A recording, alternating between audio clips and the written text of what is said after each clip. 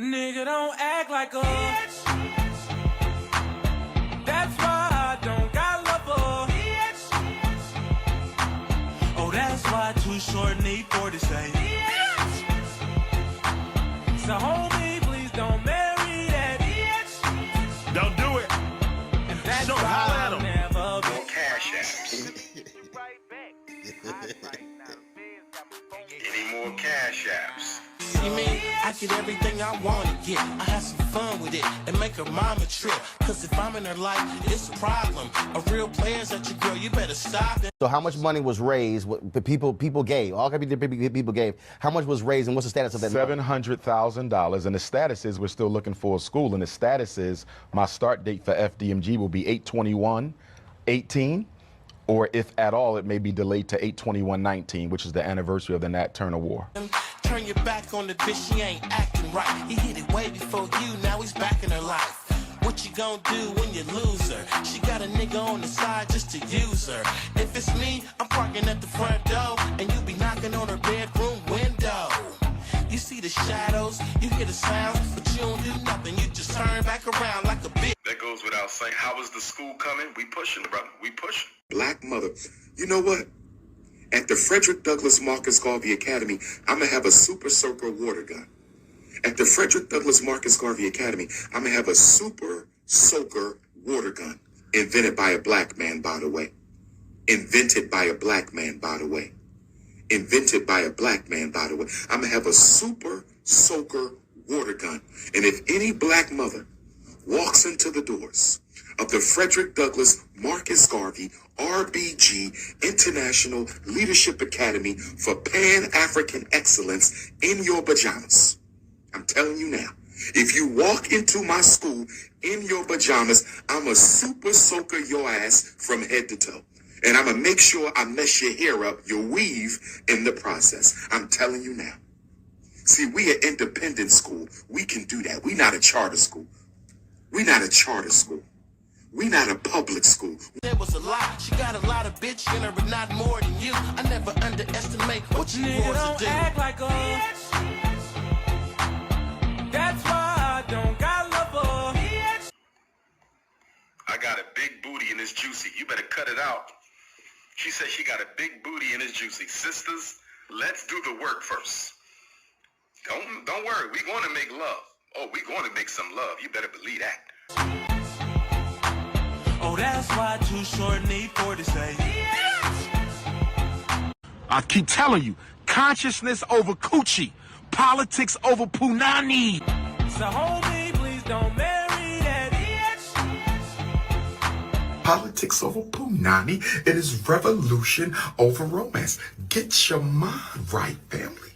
This is Garveyism. This is Nkrumah. This is Lumumba. This is Kamathi. This is Kwame and And that's why I'll never Never slipping and slipping and skipping and drifting and missing. These cats that I be hanging around don't listen. What do y'all think about a date with the doctor FDMG fundraiser? $100. The sisters will pay a $100 raffle. Sisters will pay $100. And if they win the raffle, they get to pick a social event anywhere in the country. It could be a concert. It could be a sporting event. It could be a festival. We're going to pick her up. I'm going to pick her up. We're going to pay for the hotel, pay for the flight. I'm going to pick her up, take her to the event. We're going to go to dinner. And we're going to drop her back off at the hotel. Don't listen. I be having and sipping and smoking and drinking and spitting. And these musty mouth bras, they be tripping. I mean, the bitch thought she was come home frustrated and she had a bad day and the things just didn't go right and she ain't gonna want to be caressed and she ain't gonna want to be massaged and she ain't gonna want a forehead kiss. She gonna want her cookies crushed. Every once in a while, your queen is going to want her cookies crushed. And when your queen needs you to crush those cookies, you have to be able to meet the demand. Every sister I don't care how spiritual she is. I don't care how feminine she is. Every once in a while, she want cookies crushed.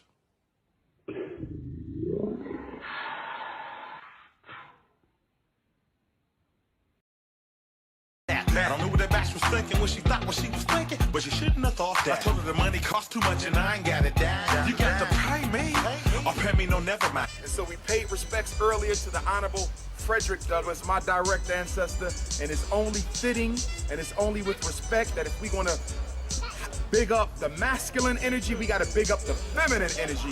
And we know that Queen Mother Harriet and Fredrick Douglass were very, very good friends. Some even say may have been cousins, which means I'm related to Harriet Tubman. I ain't gonna even get into that right now. Don't sit on the toilet when I go piss. You got feminine tendencies like a bitch. I married a white girl 10 years ago, brother. Well, brother, until you unmarry her, it's best you stay over there, brother.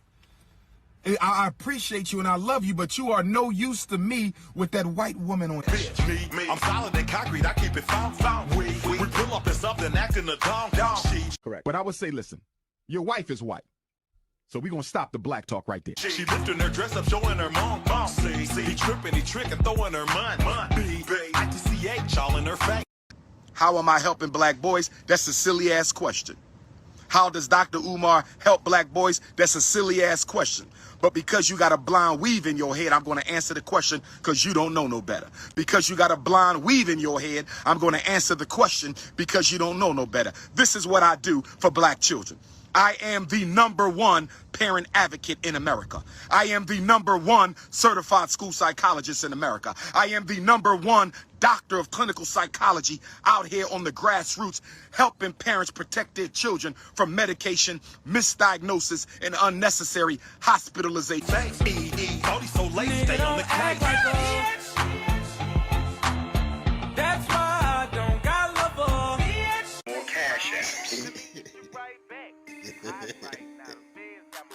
Any more cash apps?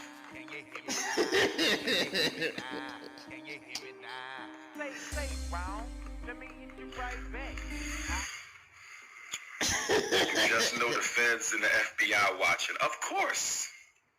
That goes without saying, my brother. That goes without saying. That goes without saying. How is the school coming? We pushing, brother. We pushing.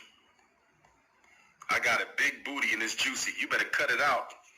She said she got a big booty and it's juicy. Sisters, let's do the work first.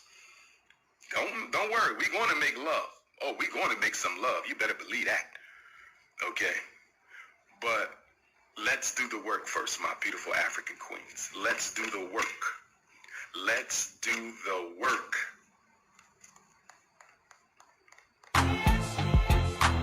Oh, that's why Too Short need 40 say.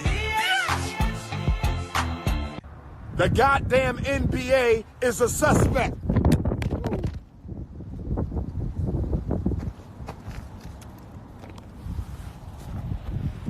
As soon as I said that, Mama Oya blew my cell phone off the stand. So homie, please don't marry that bitch. And that's why I'm 40 water. They are contacting the college to try to force them to cancel my lecture this Thursday to close out Black History Month. They're claiming I smoke crack. Too short. Short dog in the house. 40 water. Hey, show, you know what I've been noticing? All bitches ain't women. Umar can't tell you when the HVAC coming. Umar can't tell you when the school opening. Umar can't tell you how he would pay the utilities in the school. Umar can't tell you how he would pay for the staff. Umar hasn't verified that he's even hired a staff. He can't tell you anything of note about this school, but he does have the time to comment on who a high schooler should take to prom. This is just another indicator that Umar, although he's a great orator, although he's very entertaining, he's not somebody we should take seriously. Seriously, man, like if y'all care, if anybody cares about who Bronny James is taking to prom, that's how you know you do not have enough love in your life. You don't have enough hobbies, right? Like Ketanji Jackson got on the Supreme Court. She has a white husband. No, we don't care. Black men don't care. The only people who care are women that are losing and people that are losing. And All bitches ain't women, man. No. Some of these niggas, man, be acting like bitches, man. So Dr. Umar, where is the school Johnson, has jumped on the Ebony K. Williams bandwagon.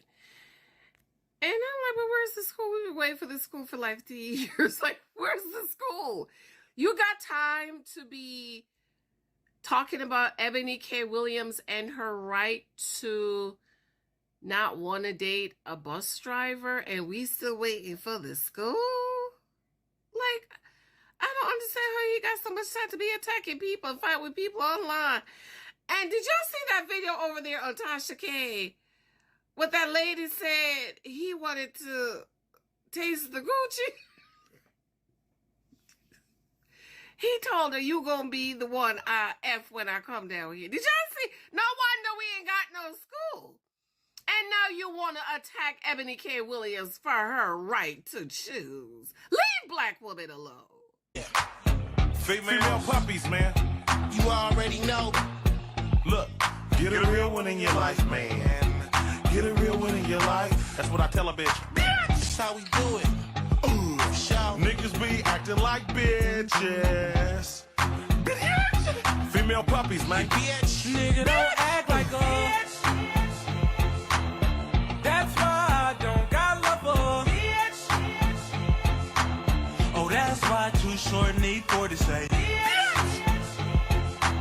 So homie, please don't marry that. And that's why I'll never be a. Oh boy, let me get a one in the chat if you can hear me loud, crisp, and clear. The stream has been a long time in the making, y'all. Long time in the making. We're finally doing it. Oh boy, if there was ever a man who deserves to be exposed, if there was ever a grifter, a scammer, a fraudster, a schemer, a womanizer, god damn it, if there was ever someone detrimental to the black community by and large, I think it would be Umar Where's the School Johnson. I mean, story has it he's collected somewhere between the region of 900,000 to 1.5 million over the last 10 years to build a fictional school. Guys, I think one day Umar is going to come to us on IG Live from a dusty ass motel with a roach on the back wall. And he's going to say, family, I finally got the school. I got the school. And he's going to hold up a fish tank with a school of fish or something, because he's not actually about curriculum. He's not actually about teaching the youth. I mean, if anything, he's really only about his cash apps. Any more cash apps? Come on. I mean, can you take your own advice? I thought it's supposed to be consciousness over coochie. Politics over punani. It is revolution over romance. Get your mind right, man. I keep telling you, consciousness over coochie. Damn, but he's in scandal left and right. I mean, word has it he had the scandal with the stripper who ended up exposing him. I mean, word has it he got married to 2 black women at the same time, some fake marriage he's doing. I mean, Umar Johnson is on to one scam and then the next. I mean, this is crazy, y'all. This is crazy. And honestly, I never really tune into him. I never really watch his content. So when I was doing the research for the stream and I was uncovering what I was uncovering, I said to myself, how are there still people within the community that claim to be B1 and claim to be blackity black and wokety woke, and they still support Umar Johnson? All right. Ladies and gentlemen, I'll say it right now. If you are a fan of Umar Johnson after watching this stream, you can go ahead and unsubscribe from me. But let's go ahead and get into it. A little bit of housekeeping. Hit the like button, guys. Likes are free after all. And if you want to support the mission, you can hit the Cash App, hit the PayPal. You know the deal. But I really want to start in linear order. I want to start with who this person even is, because honestly, he's given Tether vibes. And if you know anything about Tethers, they always lie about their name, they always lie about their background, they always lie about their lineage. And it turns out his name is not Umar Johnson. His name is Jermaine Shoemake. So let's go ahead and take a little look into who Jermaine is. It says here, Umar Rashad IBN, I don't know how you're supposed to pronounce that. Is that Ibn? Umar Rashad Ibn Abdullah Johnson, born Jermaine Shoemaker, August 21st, 1974, is an American activist, social media personality, school psychologist, and motivational speaker.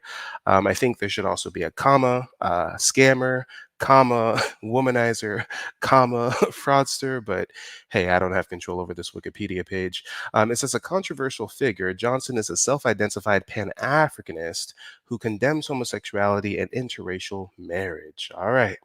All right. Now, here's the part that is already immediately screaming tether to me. Because if you're wondering how we get from Jermaine Shoemake to Umar Rashad Ibn Abdullah Johnson, it says here that Johnson is a native of North Philadelphia. His stepmother, Bernice Elizabeth Dawkins Abdullah Johnson, was a preschool teacher. Guys, who adopts their stepmother's last name? I don't understand that. I mean, if she's your stepmother, she's married to your father. Typically, she would have took your father's surname. Why are we hijacking stepmommy's last name? I wonder if it's because it makes him sound more like a Pan-Africanist. I wonder if it's because the Abdullah Johnson makes him sound a little more conscious. I mean, guys, we're gonna get on into it. Jermaine Shoemake is his government. Mm-mm-mm. When I did a little bit of research, it turns out in classical tether fashion, he has rebranded himself again. He's not even going by stepmama's last name. Now he's going by Dr. Umar Ifantunde. So he was just, reading some African books. He said, what sounds like the most Africanist last name possible? What is going to get me the cash apps? What is going to get me the donations, family? Maybe if I went by Dr. Umar Infantunde, then the Africans would rock with me more. Guys, come on. Make this make sense. Make it make sense. And in classical, Dr. Umar Afatunde fashion, when I saw his Twitter, for some reason, his latest post was from November. And for some reason, it was a photo of him hugged up with Sukihana. Is that her name? I mean, if she isn't the most foul, degenerate reflection of anything that's wrong in our community, and he's hugged up, smiling, got the pearly white showing. Damn. I personally wouldn't be caught 10 feet, 15 feet, 20. I wouldn't be caught in the same city as that woman. If she's coming to my town, then I need to go on vacation. But Dr. Umar Ufatunde, we're just going to call him Jermaine. I'm just going to call him by the government, okay? At the end of the day, we got to stick to the government. It's the government. It's the government. The government. The government. The government. It's the government. It's the government. The government. Classic tether fashion. Fake name on fake name on fake name on fake name. Y'all make it make sense. Make it make sense. But if we're going to take a look into who Jermaine is, let's at least hear a little bit from the horse's mouth. Let's hear Jermaine tell us what he's about. How am I helping black boys? That's a silly ass question. How does Dr. Umar help black boys? That's a silly ass question. But because you got a blind weave in your head, I'm going to answer the question because you don't know no better. Because you got a blind weave in your head, I'm going to answer the question because you don't know no better. This is what I do for black children.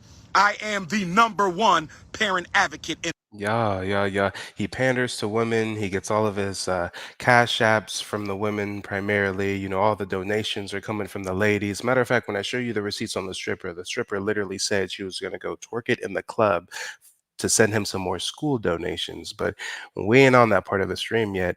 But one thing the ladies need to know is don't question Jermaine. Oh my gosh, Jermaine likes to get real sharp with the ladies whenever they simply question, what do you do exactly? How do you help exactly? Y'all better learn. Don't trigger Jermaine, because if you trigger Jermaine, I mean, he's about to start wilding out. How am I helping black boys? That's a silly ass question. How does Dr. Umar help black boys? That's a silly ass question.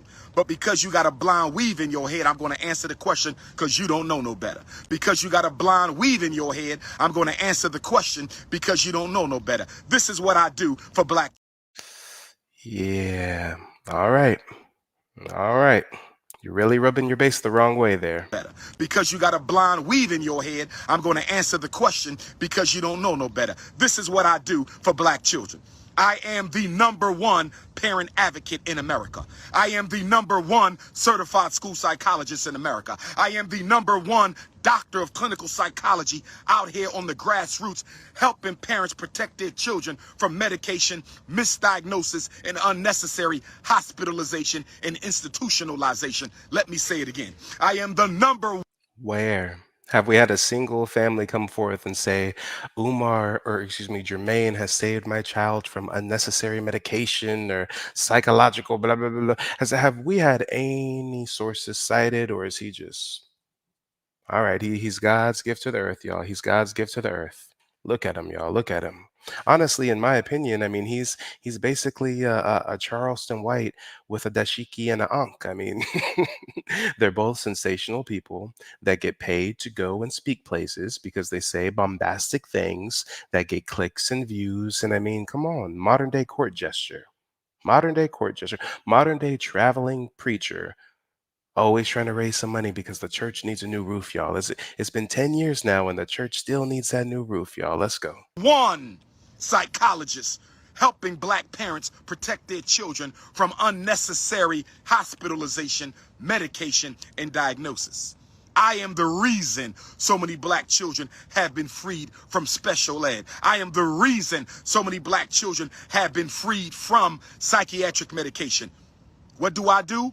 I train parents on how to save their children for a living. What do? I train educators and educational experts on how to prevent miseducating and diagnosing our children. What do? I go to prisons and juvenile detention centers and halfway. And the grifters, the scammers, the con artists, they prey on the most ill-informed, if you will. I mean, that's a really nice way of saying stupid, but they prey on the most ill-informed members of the community because anybody who's educated sees through this. Anybody who's educated sees through the word salad that he's trying to throw all these buzzwords at you, speaking so poignantly.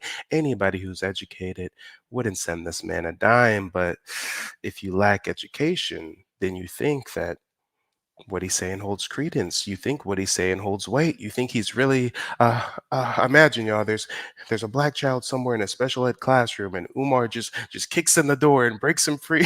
Let my people go. Like, what is he talking about here? What is he talking about? Houses all around the world, and I work with the chemically addicted so they never take another shot of crack a day in their life. I work with young black men and women so they never go back into the criminal justice system another day in their life. I am the reason black parents understand special ed. I am the reason they understand ADHD. I am the reason for the dropout for psychiatric meds. That's what I do. That's what I do.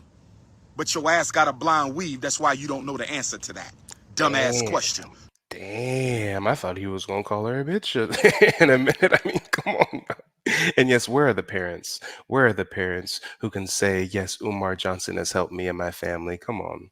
We still waiting on a school, but we'll get there. And shout out to Skinny Boy 20 Boy. Thank you so much for the contribution. He came through with the super chat that says Umar used Kevin Samuels' talking points on Joe Budden podcast, but claimed he didn't like Kevin Samuels' approach. The simp of scam Africanism needs to go for good. Yeah, I couldn't agree more. I could not agree more. And let me go ahead and cue up the bomb for you. Bam.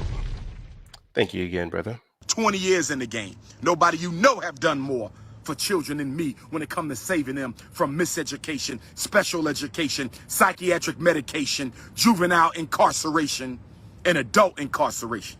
I do the work and I got the receipts. Tens of thousands of parents, not just America, I'm global people. What institution are you building? You damn YouTubian should be ashamed of yourself. He just called somebody a YouTubian? Okay, I'm guilty. I'm guilty. I'm a YouTubian. I'm not a brand newbian. I'm a YouTubian. Come on now. Come on. But you know what? I want to get off of Jermaine's barking and hooting and hollering. And let's go ahead and get into the first controversy. Because honestly, with this first controversy that I'm going to unearth, I mean, anybody who listens to him, who follows him after him getting exposed with this one, I mean, how do we even get to the point where he gets hundreds of $1,000s for a school he never builds? I mean, when we talk about the first controversy and when we tie it to these tethers and the way that they lie about their lineage and their names, I mean, come on. Come on. Somebody in the chat earlier said they heard that he is Cuban descent. Yes, we will get to that as well. I mean, this man likes to lie about his lineage. Boy, oh boy, oh boy.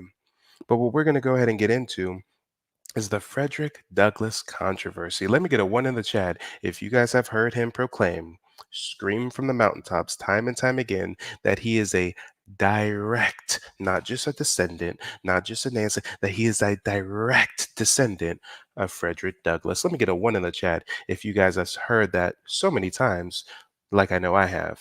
We got a one from the plainest James. We got a one from James Ward. We got a one from Skeptical. Okay, I'm not tripping, y'all. We've heard that dozens of times, too many times to count. Too many times to count. He said he was a direct descendant of Frederick Douglass, and honestly, that was his claim to fame.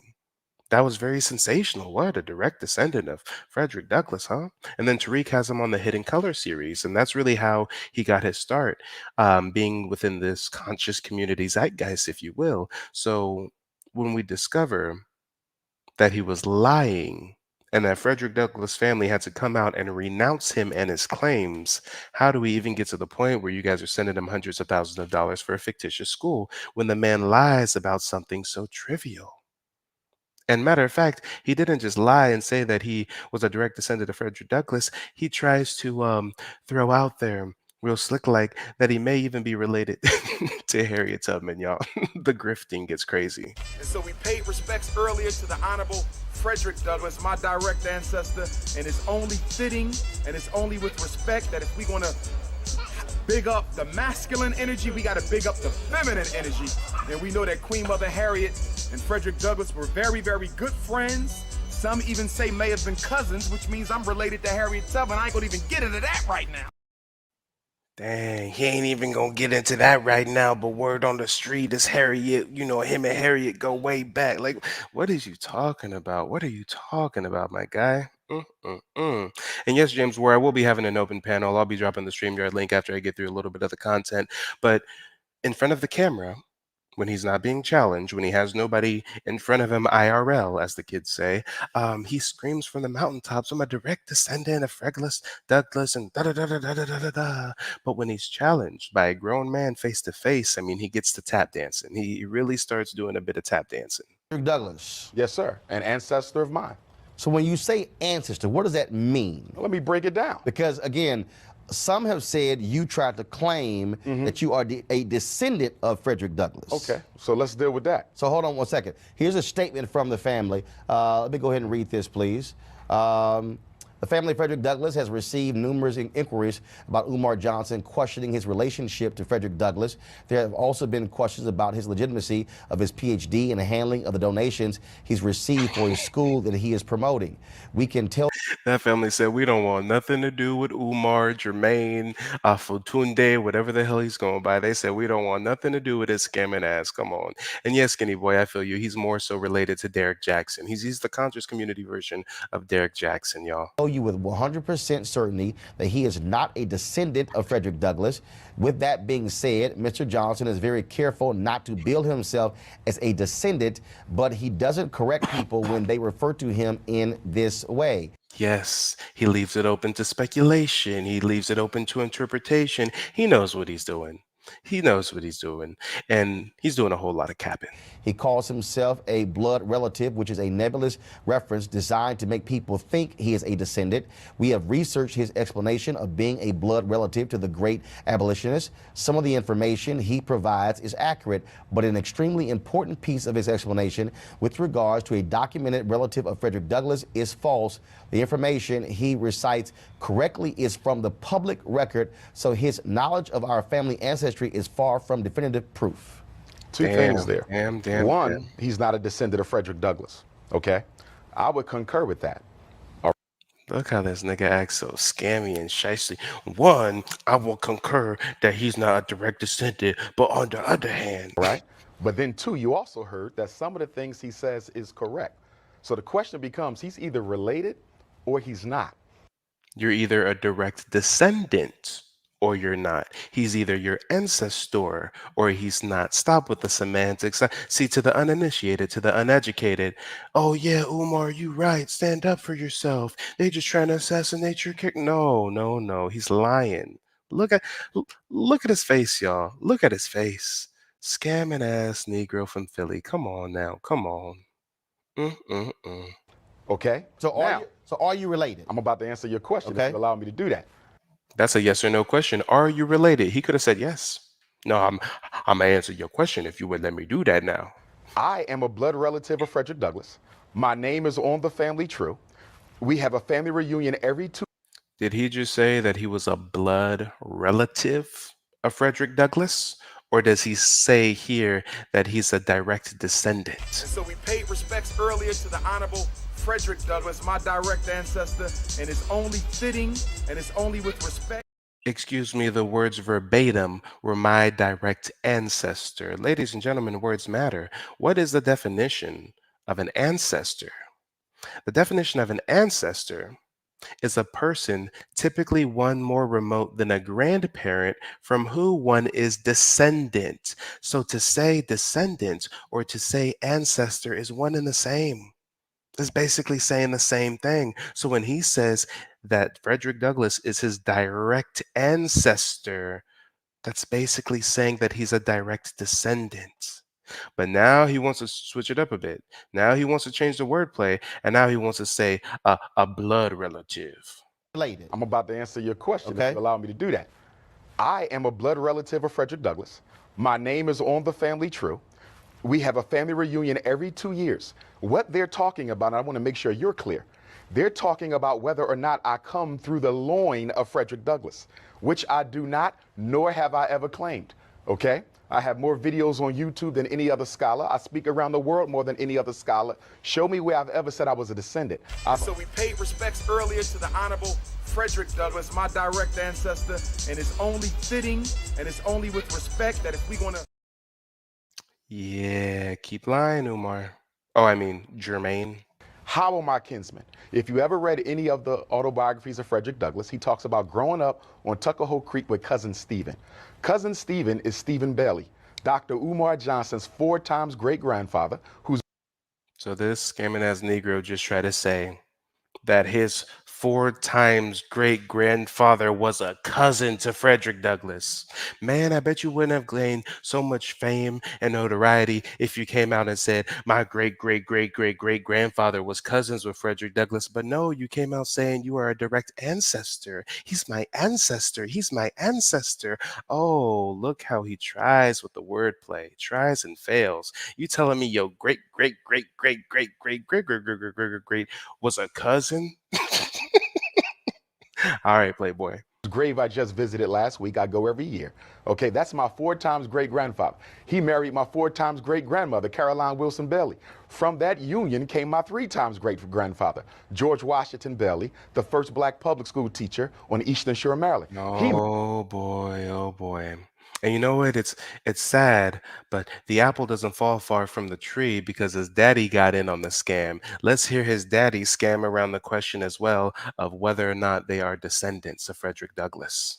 When we talk about men of honor, that is also about being honest and being truthful, correct? I agree. Are you a descendant of Frederick Douglass? I would say that, and I'll say this on your show. Damn, these people should run for political office instead of scamming our community.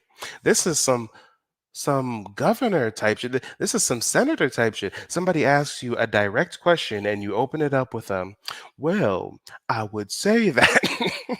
Come on, y'all. Let's see how he's gonna dance around this. I agree. Are you a descendant of Are you a Frederick descendant? Douglass? I would say that, I would and I'll say say that, this on your show. and I'll say this on your I show. would say that since I made that statement, I have done some intense investigating. And what was that statement? I said that I had gotten my results back from the Ancestry.com. And what he's referring to is he came out and undermined his son Jermaine because he came out and said that his family was not related to Frederick Douglass because he did an Ancestry.com DNA swab and it showed that he wasn't related to Frederick Douglass at all. Now his daddy's trying to save face and backpedal and say, well, actually, the Ancestry.com stuff isn't that accurate. And I talked to some genealogists and they said we could be related. I made that statement. I have done some intense investigating. And what was that statement? I said that I had gotten my results back from the Ancestry.com. And I said, based on what I had and what the other gentleman had, who is a direct descendant from Frederick Douglass' family, that they were not similar. So he said that as a result of that, we're not related because it would be similar. But since then, I found that not necessarily to be true. And I've talked to genealogists and other people about this because my whole thing was. So I came out and said that my son was lying, basically, and we're not descendants. But now I'm going to come out and say that might not necessarily be true because I talked to some genealogists. Oh my gosh, these motherfuckers can't keep their lies straight. They can't keep their lies in order. I felt, and I said this on your show, that I was going to finally put this thing in the bag by taking the test. And sure, I was surprised when it didn't come to what I thought it should be, what the gentleman said it should be. But I'm coming to understand that that's not the bottom line. And I'm not trying to cloud the future. So he just said that the test was going to be his end all be all. He said it was going to be the test. The test was going to tell him everything. And then when the test gave them the results that he wasn't expecting, i.e., you're not related, then he's like, oh, well, the test isn't the bottom line. Come on, y'all. The apple does not fall far from the tree at all, y'all. At all. So I ask you, are y'all that ill-informed or y'all that blind that y'all let him get away with lying about who his ancestors are, his direct ancestors, as he put it? So we paid respects earlier to the Honorable Fredrick Douglas, my direct ancestor. Yeah, direct ancestor, huh? Yeah. So he's lying about that, and y'all really let him get off scot-free and get to a point where he can raise millions now. Over the last 10 years, it's millions now for donations for a school that he still has not completed. Okay, I was in high school when this nigga first started talking about building a school. I'm about to be 30 next year. Come on, y'all. My son is about to be 5 years old. My son gonna have kids before this motherfucker ever built a school, y'all. My grandchildren are gonna have grandchildren, and there will still not be a Fredrick Douglass, Marcus Garvey, Pan-Africanist, well, whatever the fuck academy. Come on, y'all, make it make sense. Make it make sense. But let's go ahead and get on to the main controversy, the one that I really can't. Come on, if there's a single person that rocks with Umar, that can be on a panel and associate with Umar, that can kiki and ha with Umar, I lose all respect for you. I can't rock with you because you're condoning, you're endorsing the worst scammer in our community. Millions he's scammed now. Millions. Millions.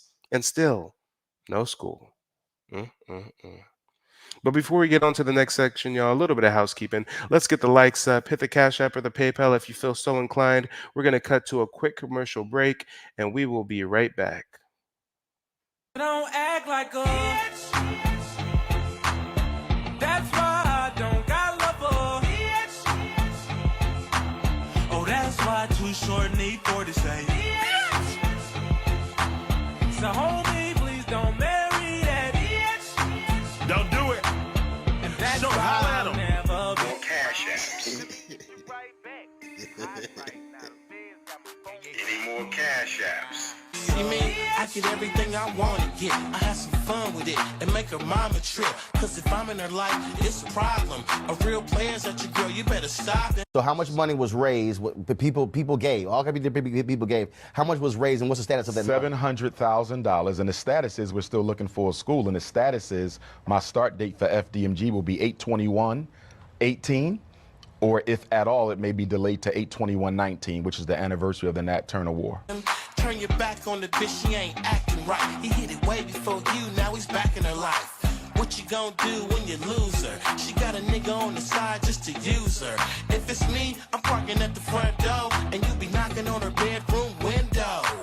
You see the shadows, you hear the sounds, but you don't do nothing. You just turn back around like a bitch. That goes without saying. How is the school coming? We pushing, brother. We pushing, brother. We pushing. 2024 comes around. How's that school going, Umar? Oh, we pushing, brother. We pushing. 2034 comes around. Are you ever gonna build that school, brother? We pushing, brother. We pushing. This man gonna be 90 years old, 1 foot in the grave, talking about we pushing, family. I just need some more donations. I just need some more donations, family. Come on, y'all. Come on. Let's go ahead and get into the school. It says here in June 2014, and guys, correct me if I'm wrong. I don't know if this is some kind of Mandela effect or something. Put a 1 in the chat if you guys remember him talking about building a school since even before 2014. I swear he was raising donations for his school even before 2014. But Wikipedia, for some reason, is giving him the benefit of the doubt. And it says in June 2014, Johnson said he would raise $5 million to buy the former campus of St. Paul's College in Lawrenceville, Virginia, which had closed down in 2013 due to financial struggles, and rename it to the Fredrick Douglas Marcus Garvey Academy, which he said would be a boarding school for black boys. God damn it! Isn't he so lofty with his goals? It ain't just gonna be a regular school, it's gonna be a boarding school. And this is the man that we're supposed to feel comfortable with boarding our young boys. Come home frustrated and she had a bad day and the things just didn't go right and she ain't gonna want to be caressed and she ain't gonna want to be massaged and she ain't gonna want a forehead kiss. She gonna want her cookies crushed. Every once in a while, your queen is gonna want her cookies crushed. And when We're gonna have the Cookie Monster boarding our young black boys and educating them. No, I'm cool. I'm cool. I don't think Jermaine should be around the kids. I don't think he should be around the children. Nah, nah, nah, nah, nah. He claimed to have sufficient funds to buy the St. Paul site in 2014, but did not do so. In 2015, Johnson claimed that he would open the school the following year, and again, he failed to do so. Guys, I'm seeing some ones in the chat, so some of you do agree that he was definitely fundraising for the school since even before 2014. But if we're just going to go by Wikipedia and say 2014, it's about to be 2024 in about a week or so, right? 14, 15, 16, 17, 18, 19, 20, 21, 22, 23, over 10 years, y'all. Over 10 years and still no school. And thank you, Bridget, for becoming a member of the channel. I appreciate you. Bridget's always holding it down. Over 10 years now and still no school. And whenever he's asked about the school, whenever people are like, hey, what's going on with the donations in the school? I mean, he always has some scamming ass deflection. Let's talk about the school, man. FDMG school. Let's go into what has been some of the major setbacks. I know you came on various platforms and talked about getting funding, but what are some of the major setbacks have you encountered, man, getting this school going? I would say integrity and jealousy have been the major issue. With the contractors, it was integrity, and with my... You done raise over $1 million for a school he hasn't built. And the main setback is integrity and jealousy. Really? So because people don't have integrity and because people are jealous of him, he can't put those funds to good use. Okay, y'all. Okay. And thank you for becoming a member of the channel, Ahmad. I appreciate you, brother. Integrity and jealousy. What's going on with the school? What's going on with our donations? Oh, they jealous of me, family, so I can't get the work done. They too jealous of me. Detractors, it has been jealousy. See, one thing you have to understand in order to understand the pushback, and I want to put the pushback in perspective, because I am extremely popular and I received extreme support from African people in America and across the world. I'm the top Pan-Africanist on the planet Earth. I'm the top black conscious personality in the United States. That is not anything to pat yourself on the back. Them conscious coon clown con men, you're the top of the conscious coon con men, the ones that produce people like Brother Polite, right? Young Pharaoh's mentally unstable ass, right?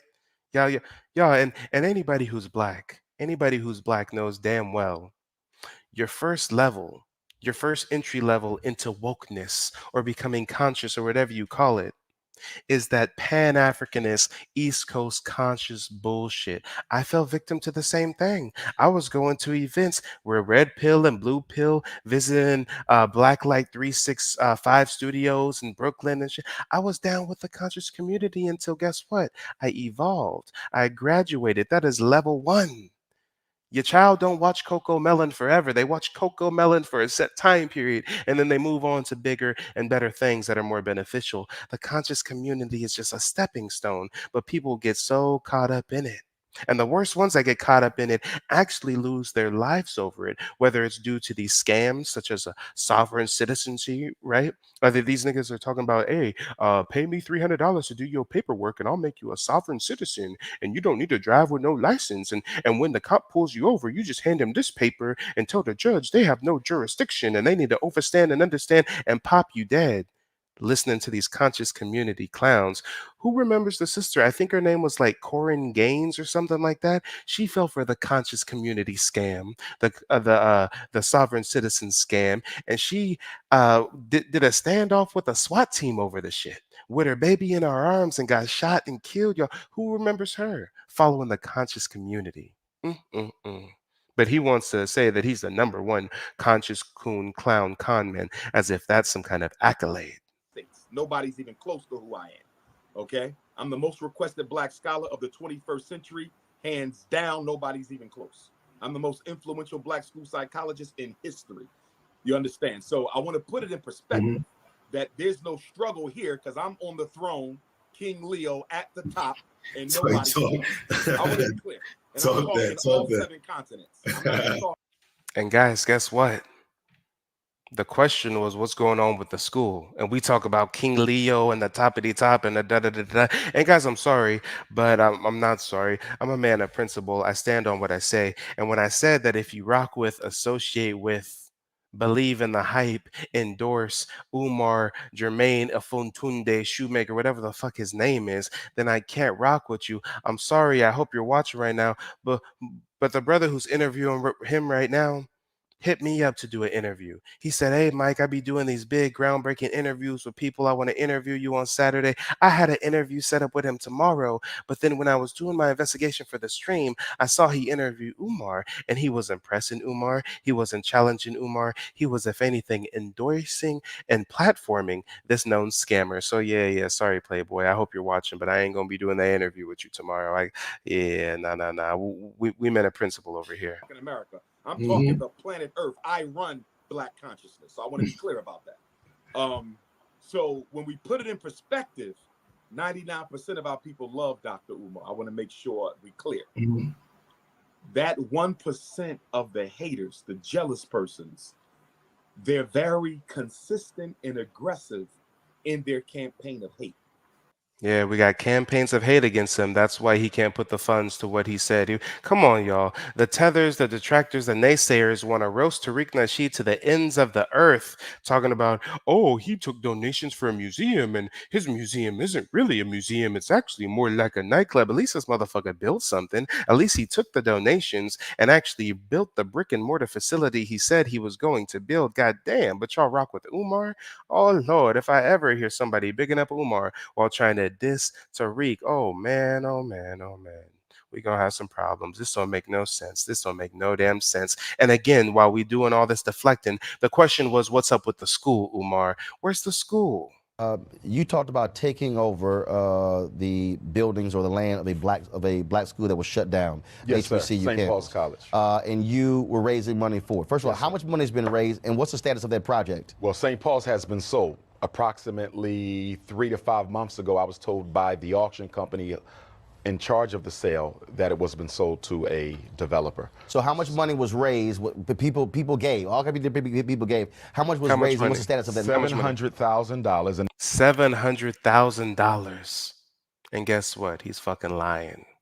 $700,000 is what was raised through GoFundMe.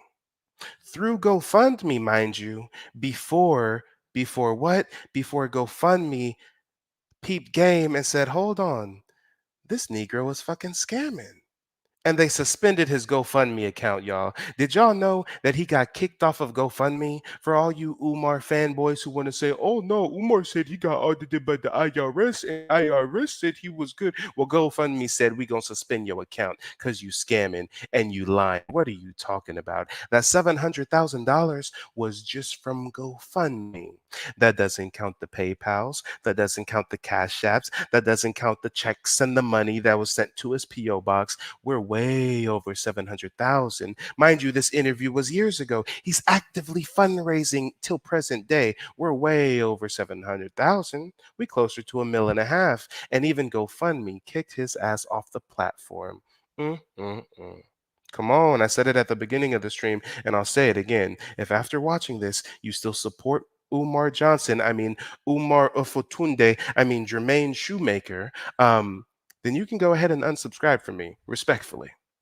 Is we're still looking for a school, and the status is my start date for FDMG will be 8/21/18, or if at all, it may be delayed to 8/21/19. Damn, this didn't age well. He said that the school was going to open 8/21/2018 or 2019. God damn it, it's about to be 2024, y'all. New Year's is just around the corner. Still no school. Which is the anniversary of the Nat Turner War. We say looking for a school, why not start a charter school? I mean, you can start a school. Because charter schools are owned by the state, and I'm a Pan-Africanist. I believe what is to be done for black people must be done by black people. Why do I want a charter school? So you want a private school? Exactly. Independent school. Lauren. Come on, y'all, make it make sense. Make it make sense. I'll wait. I'll wait, y'all. But you know he's a marketing genius. He knows how to market to the most unintelligent in our community. Look, y'all. Look at him. He says, hey, y'all, don't forget FDMG on your Christmas list. Look, he got the Black Saint Nick. And he's saying, hey, y'all, send me some money for Christmas, family. Send me some money. I'm going to build a school one day. I promise. I'm going to build a school one day. He says, look, Alpha Male Academy, 8/21/21. Guess what? That date has come and gone. Still no school. Motherfucker making cartoons. The white lady in the back saying, you should just give up. The black lady saying, don't listen to the haters. Oh my God, he is mentally unstable. And y'all eat this shit up, apparently. This motherfucker started selling pillows. He started selling FDMG pillows, y'all. I ain't even heard of a school having branded pillows for sale, but he got pillows for sale before he has the actual school built. Okay, y'all. Okay. I'm just going to let that image stay right there for a moment. Panhandling pillows. Okay. All right. This was a meme that really speaks to the situation. It says, I'm Dr. Umar Johnson, and our black boys are in trouble. That's why I'm trying to build a school for black boys and need your donations. The sister gives him some money.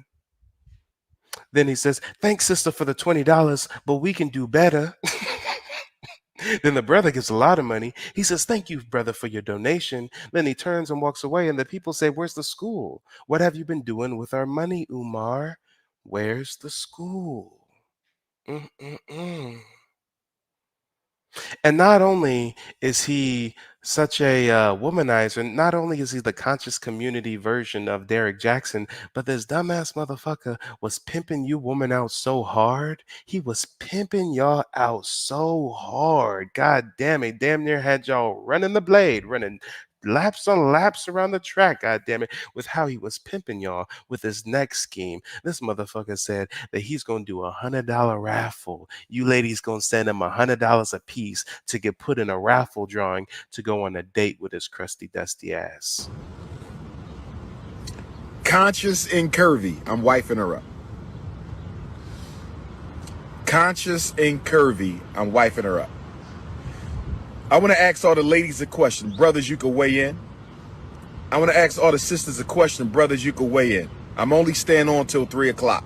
We got 10 minutes. It's 2:50. I got a question for the queens. Brothers, you can weigh in. I'm thinking about, I was asked to go forward with the date with the doctor fundraiser for FDMG.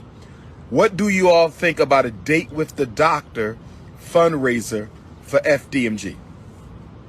What do y'all think about a date with the doctor FDMG fundraiser? $100. The sisters will pay a $100 raffle. Sisters will pay. He gorilla pimping y'all ladies. Oh my God. $100 to go on a date with. How many thousands of women from around the nation sent his funky ass $100? $100. And if they win the raffle, they get to pick a social event anywhere in the country. It could be a concert, it could be a sporting event, it could be a festival. We're gonna pick her up. I'm gonna pick her up. We're gonna pay for the hotel, pay for the flight. I'm gonna pick her up, take her to the event. We're gonna go to dinner, and we're gonna drop her back off at the hotel or the Airbnb. I am forbidden to go inside. and she is forbidden to come with me. This is Y'all really believe him? Y'all really believe him? Come on, y'all. Come on.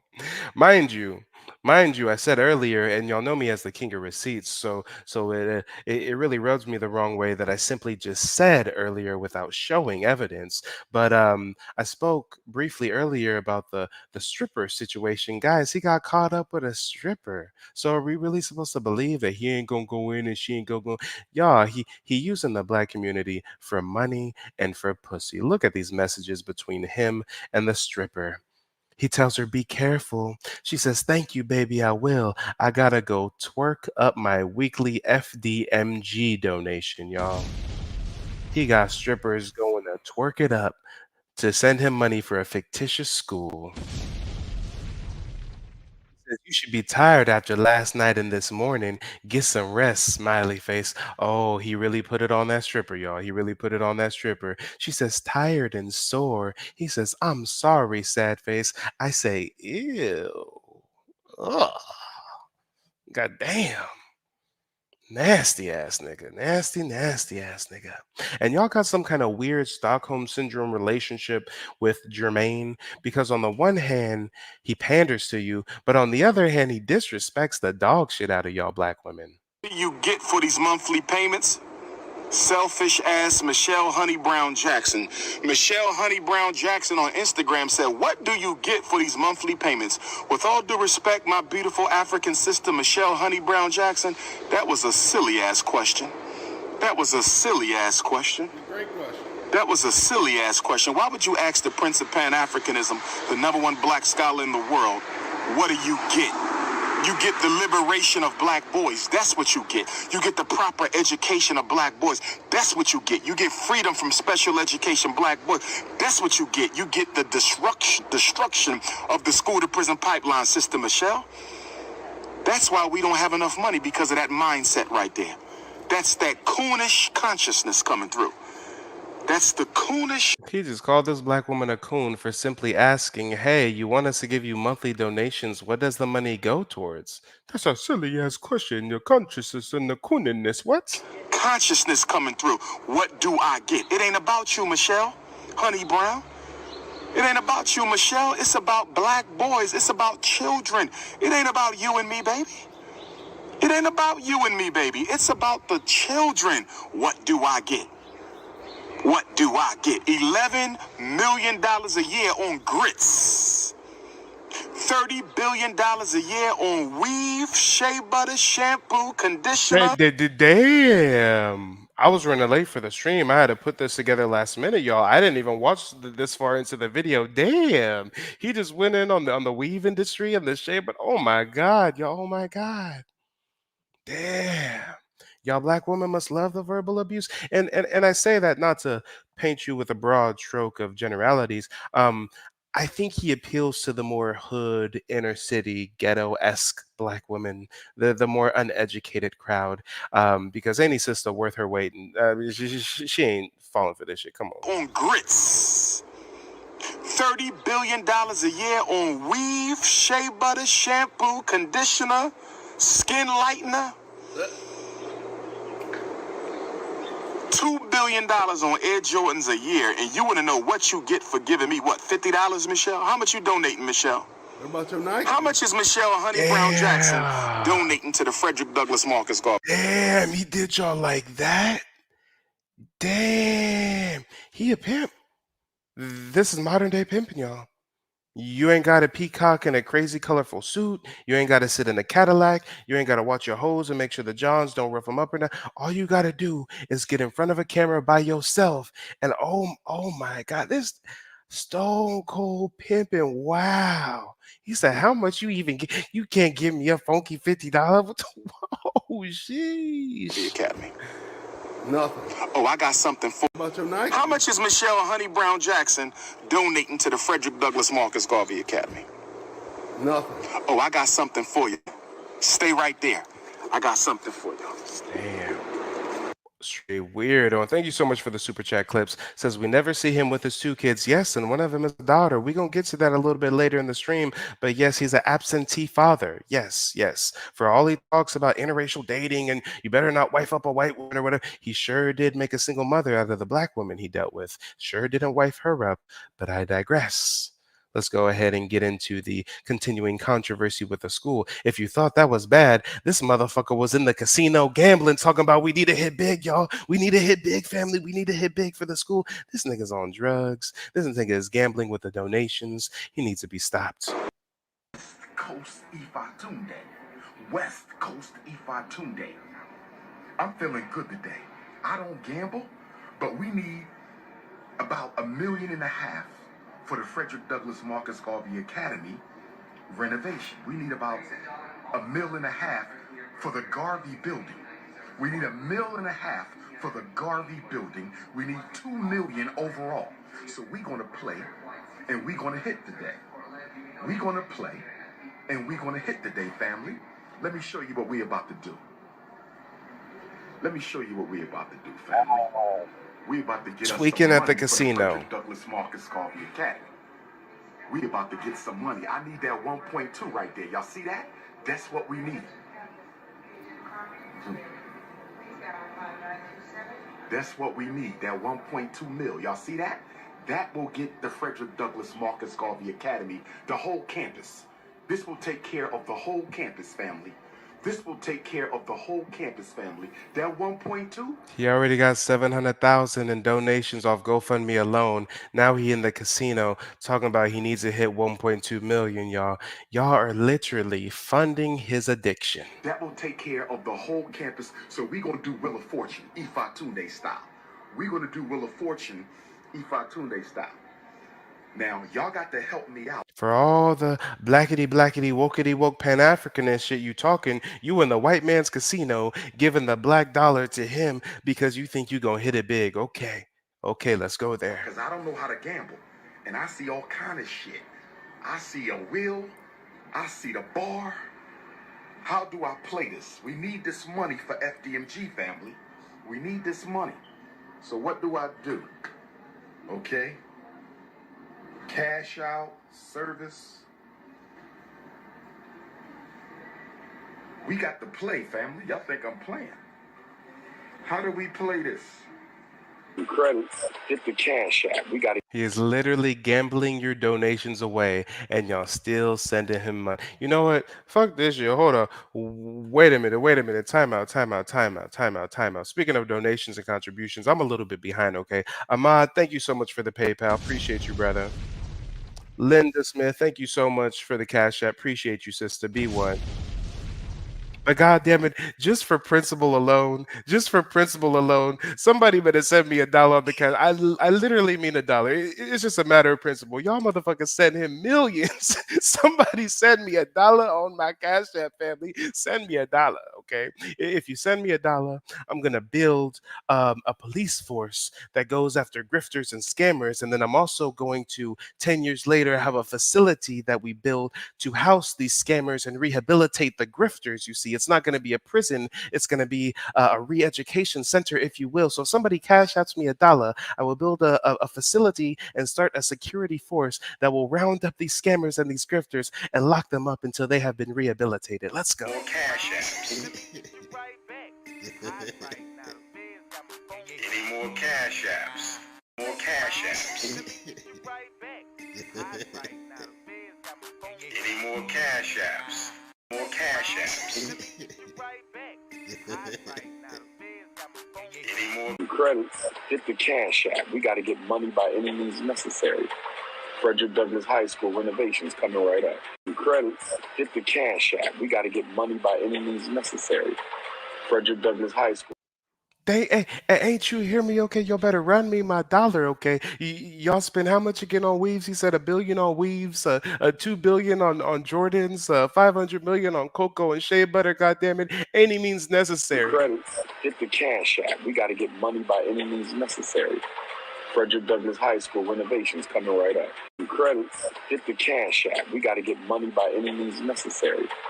Fredrick Douglas High School renovations. More cash apps. Any more cash apps? More cash apps. Oh shit, Jarrell, thank you so much for the contribution. I appreciate the dollar, brother. I was just trolling, but I appreciate it nonetheless. A dollar goes a long way. This man is literally in the casino gambling our money away right before our eyes, and nobody wants to talk about it. Okay. They get money by any means necessary. Fredrick Douglas High School renovations coming right up.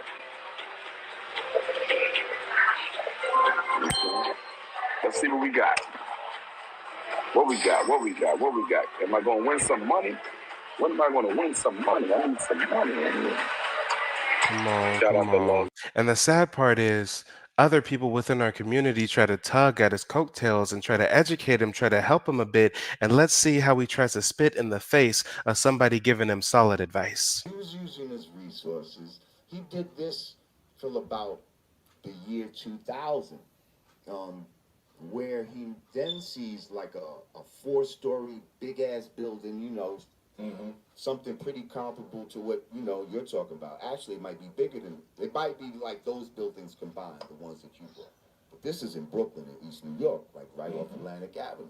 So anyway, he gets to this building. He said he didn't have $1 for the building, you know, but he goes to the man. He's like, yo, I want to get this building for a school.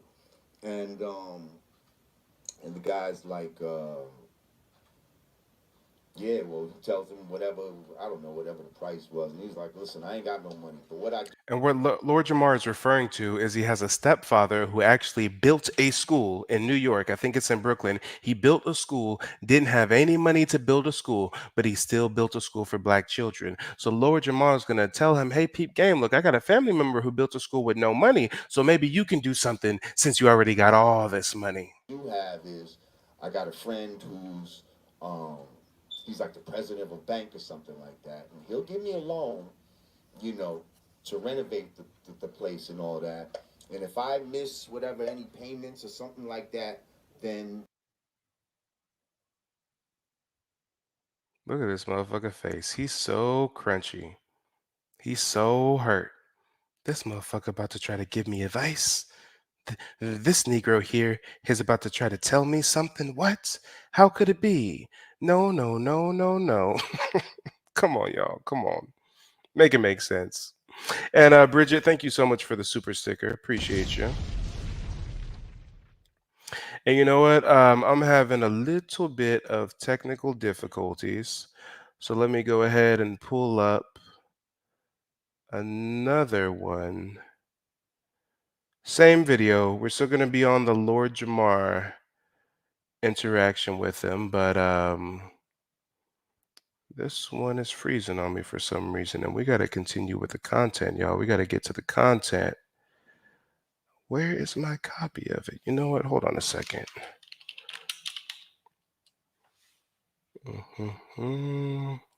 Okay, I found it. Hold on a minute.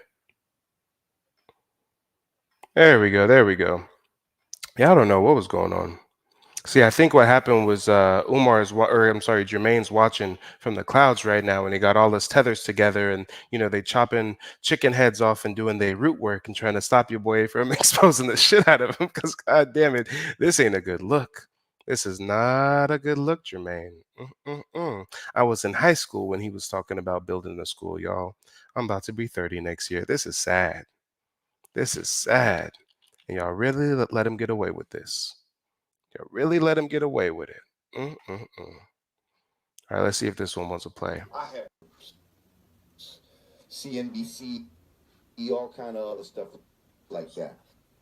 But the thing is, you know, he doesn't even have the type of notoriety that you have. You know what I mean? And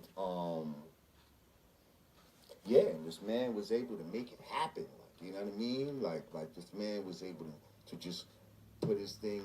And also, just for context, Lord Jamal is not talking out of his ass. I did the research. This is the school that his stepfather started, the Trey Whitfield School. This school has been around for decades now. The school has been around for over a decade. The Trey Whitfield School. This is a private institution primarily for black and brown folks, pre-K through 3K program, elementary and upper. Inquire about admissions. God damn it, Umar's website will never say nothing about inquire about admissions. We ain't never gonna get to that level, y'all. We ain't never gonna get there. He can't even build the school, let alone staff the school, let alone get the teachers and the infrastructure and get to the point where he's accepting admissions. Oh no, no. So how is Lord Jamar coming to him with such a game? Yo, look what my stepfather did. The school is still up to this day successfully, and let's see how Jermaine Shoemake is going to respond to Lord Jamar. Into fruition, use his resources. So I don't.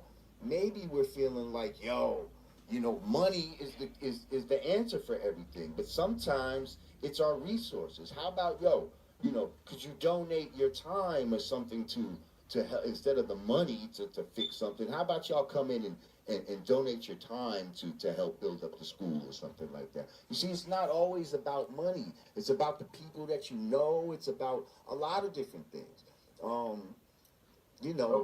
700,000, I feel like maybe we could have got a piece of land and just. You could have done something, nigga, for 700,000. You could have done something. God, that you could have done anything. 700,000, really? Built from the ground up, and it could have been turned out cheaper. I don't know. We have to look into a lot of things, and this is a big undertaking that I feel like, you might need some help with it, bro. What do you think? Well, a couple things. I want to deal with your assumption that I might need some help. Okay. Most of my friends are educators. Most of my elders are educators and psychologists. That is my field. So it's kind of interesting when someone who's an expert in something, and I'm not speaking to you, I'm speaking to the detractors. What the fuck does a psychologist know about starting a school? What does a psychologist know about securing real estate and starting a school? What are you talking? Because you're a psychologist, you know everything.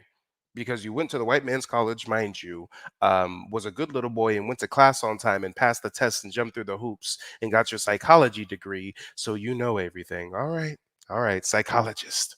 Who say I can help him with that. This is No, I think they're talking about the real estate part of it. Not you're an educator, but not a real estate guy.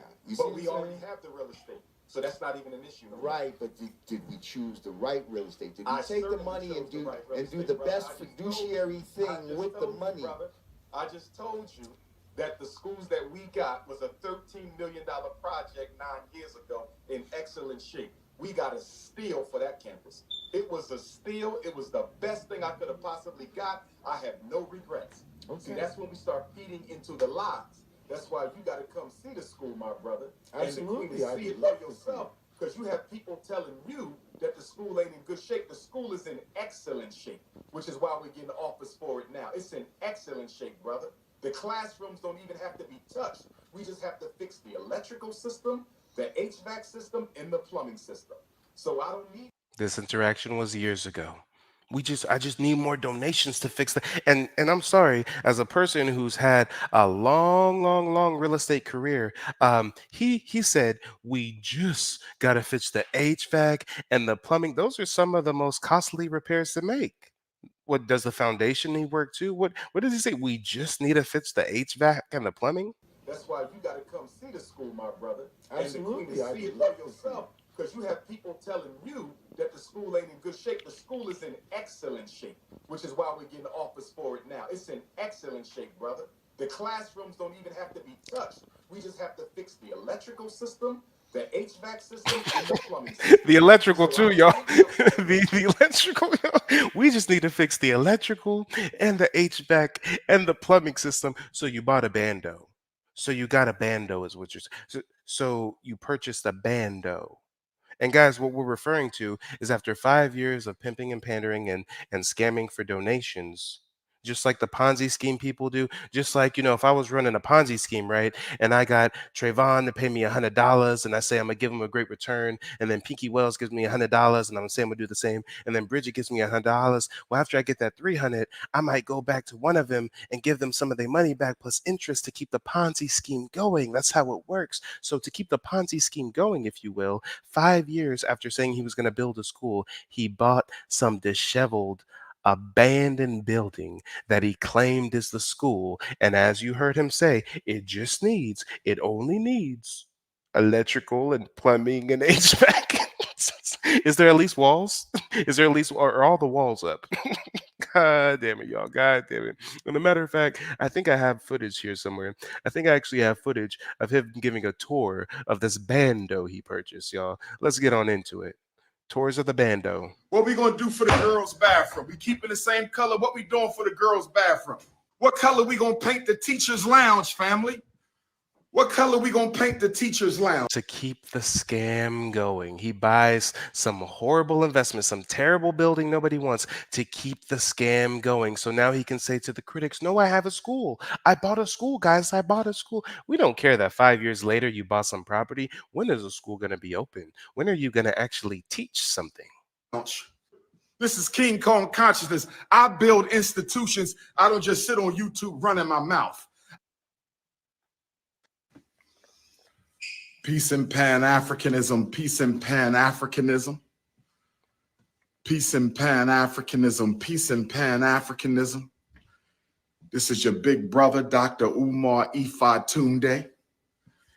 This is your big brother, Dr. Peep the name change, y'all. Government name is Jermaine Shoemake, but he goes by Umar Johnson Abdullah some shit because that was his stepmommy's last name, and now he's rebranded to Dr. Ifantunde. Dr. Umar Tunde coming to you live and direct inside the Fredrick Douglas and Marcus Garvey RBG International Leadership Academy for Pan-African Excellence, brothers and sisters. Oh, yes. Oh, yes. We got a school to finish.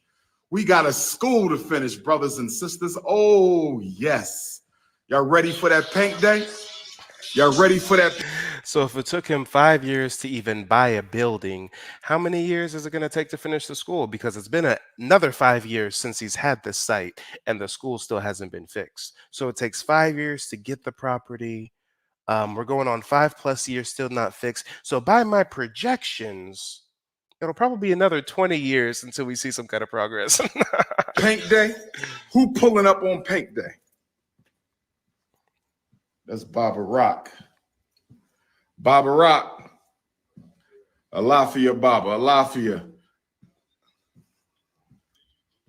And yes, y'all, honestly, I think he's a tweaker. I think he's a crackhead. And I think he was probably living out of that abandoned building. We know he was throwing block parties. Just like Young Nine said, he even had some event where he fake married 2 single mothers at the school. Who does fake marriages at a school? This is supposed to be the respectable Fredrick Douglas Marcus Garvey Academy for Boys and da-da-da. And y'all doing fake weddings at the school, y'all. Make it make sense.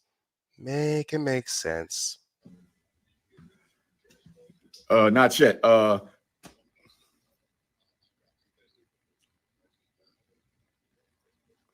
Okay. What's your ETA? Okay, I'll be right out front. All right, Bob. Oh, yes. We getting the school ready, brothers and sisters. Oh, yeah. Who pulling up for paint day? Who pulling up for paint day, brothers and sisters? What color y'all want the boys' bathroom? What color do y'all want the boys' bathroom? What color do y'all want the boys' bathroom, brothers and sisters? What color y'all want the boys' bathroom? Oh, yes. Hit the Cash App. $ FDMG school. Hit the Cash App. $ There ain't no running water in that facility. Plumbing and HVAC work needed. But he's showing off the abandoned bathroom, y'all. Come on, come on. And yeah, if you're new to the stream, hit the like button, y'all. And if you feel so inclined, like Travin says, hit the Cash App, y'all. Hit the Cash App, family. More Cash Apps. Any more Cash Apps? Credits. Hit the Cash App. We got to get money by any means necessary. More Cash Apps. Any more Cash Apps? Man, whenever I want to do my Cash App call to action, I will be using the Umar Johnson, Utfutunde, Jermaine Shoemaker clips from now on. What color should the hallways be? Are we keeping this color? Are we keeping this color, or are we changing the colors to the hallways, brothers and sisters? What we going to do? What we going to do? Let's get some water for libations. Let's get some water for libations. Y'all want to keep the color? Y'all want to change the color? What are we going to do for the girls' bathroom? What we going to do for the girls' bathroom? We keeping the same color? What we doing for the girls' bathroom? We want to change the color of the stars. We want to keep black. I don't want to keep black. What color we going to... Come on, y'all. And all this is to keep the scam alive. This is to keep the scam going. Look, guys, I actually have a school. Like I said, I was going to build a school. What the fuck is this? What is this? What is this? To keep the scam alive, y'all. To keep The scam alive, any means necessary. And we've had some people from the public go to visit the school, and it looks even worse when they film it. What's up, guys? We currently are on our way to Fredrick Douglas Marcus Academy School to see the construction that's being done on there. We'll be back. Let y'all know how it look, where your money is going at. We'll be back. So we rode all the way down to Delaware, right? With this nigga Umar Johnson, right? I've been riding with this nigga, and he don't got no address to the spot, so that might be the next excuse. But I've been like making excuses for him, like lying, like you know, seeing this shit, but still trying to make excuses for him, right? That's our brother, right? Fuck excuses. We went. We all the way came to the building Delaware. to where he claim is the building. See, he don't got no address, right? That's gonna be the next slide. He don't got no address. This the building he showed. This the building he showed, right? See this? See that? 2 years ago. It's time to see that. He bought a bando, y'all. A bando in a shitty part of town. Would you want your children going to a private school located in that area? And word on the street is it's right by a prison. So for him to say that he's abolishing the school to prison pipeline, meanwhile he buys property right by a prison, make it make sense. Hold on 1 second. We'll be back. 1 second. All right, so you know we had to spin back around. We had to spin back around the block, right? You know, but don't you know? Like we rode from Philly. We been supposed to do this shit a long time ago. But it's like, you know, this my African brother. I expect the nigga, look, realistic, I expect the nigga to steal some money. Look at this sign. Right? Look at this sign. Come on, y'all. Come on. Kerry says, besides the school and tethering, everything else he says is true. I don't give a damn. I ain't going to get over the school and the tethering. You going to scam our community out of millions of dollars? And but some of the stuff he says is true. Of course, some of the stuff he says has to be true. That's how he reels you in. That's how the scammers and the grifters reel you in. They got to have some truth mixed in with the bullshit. Come on. Right? Don't say Fredrick Douglas Marcus Academy. Let's say Maurice Meyer. Moyer Academic Institute. Right? This is the exact building he was at. I'm gonna show y'all the red, black, and green. I'm gonna show y'all the red, black, and green rock he was sitting on. Look at that. Look at the building right here, y'all. It's the building. Let's see the building across the street. You see that building? Right? Right. Well, if he did buy it, it's no work done. No work done. None. Look, wasn't this the yard right here, right? It's the same way. It's You the see fake that old yard. ass bucket? I got that shit in my house. Look. Hey, what's up, boy? See? Marcus Garvey Rock. That's Marcus Garvey Rock. That's what he bought the rock for 400. It was the rock he bought. Marcus Garvey Rock. His uncle. Whoever he said that like it matter. Right. You live in the day though, Holmes. Go back up there. No, they sent somebody out here to act like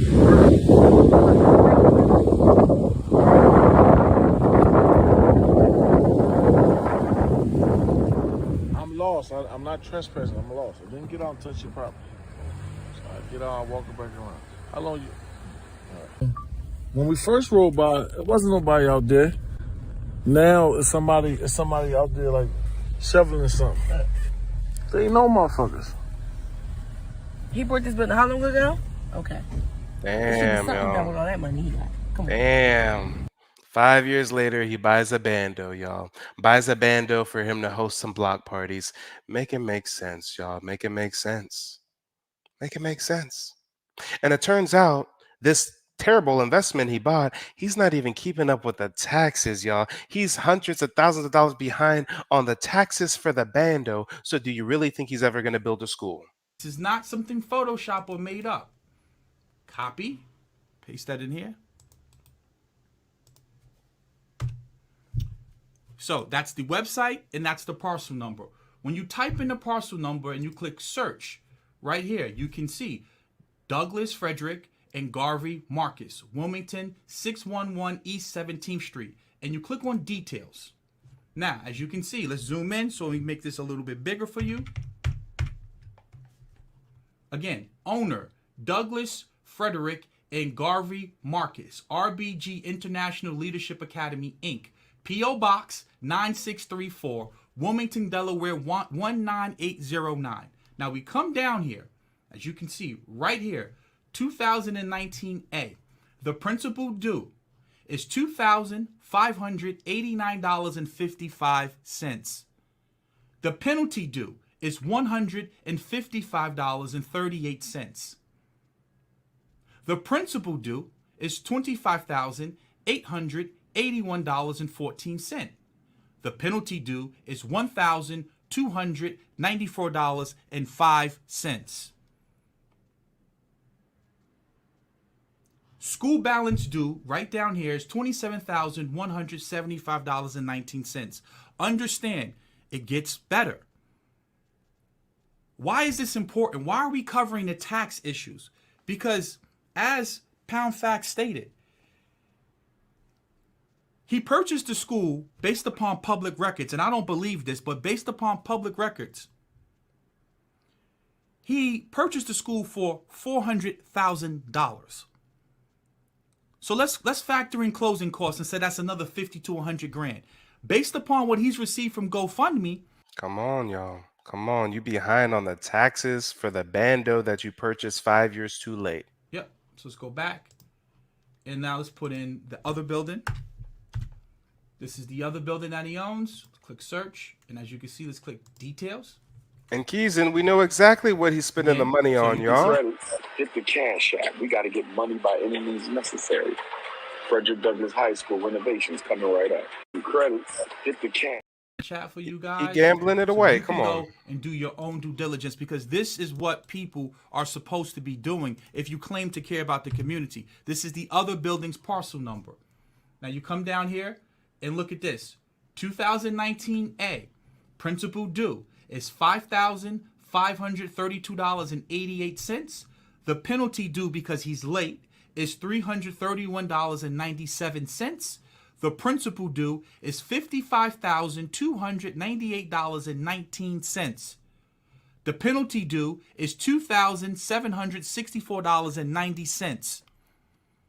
Now understand, I calculated the total at $168,563. $168,000 behind on taxes, but he's gonna open a school one day, y'all. Make it make sense. And over time, people have been waking up to the fraud. People have been questioning him more and more. Word on the street is he don't show his face in Philly no more, and I think it's because the people want answers.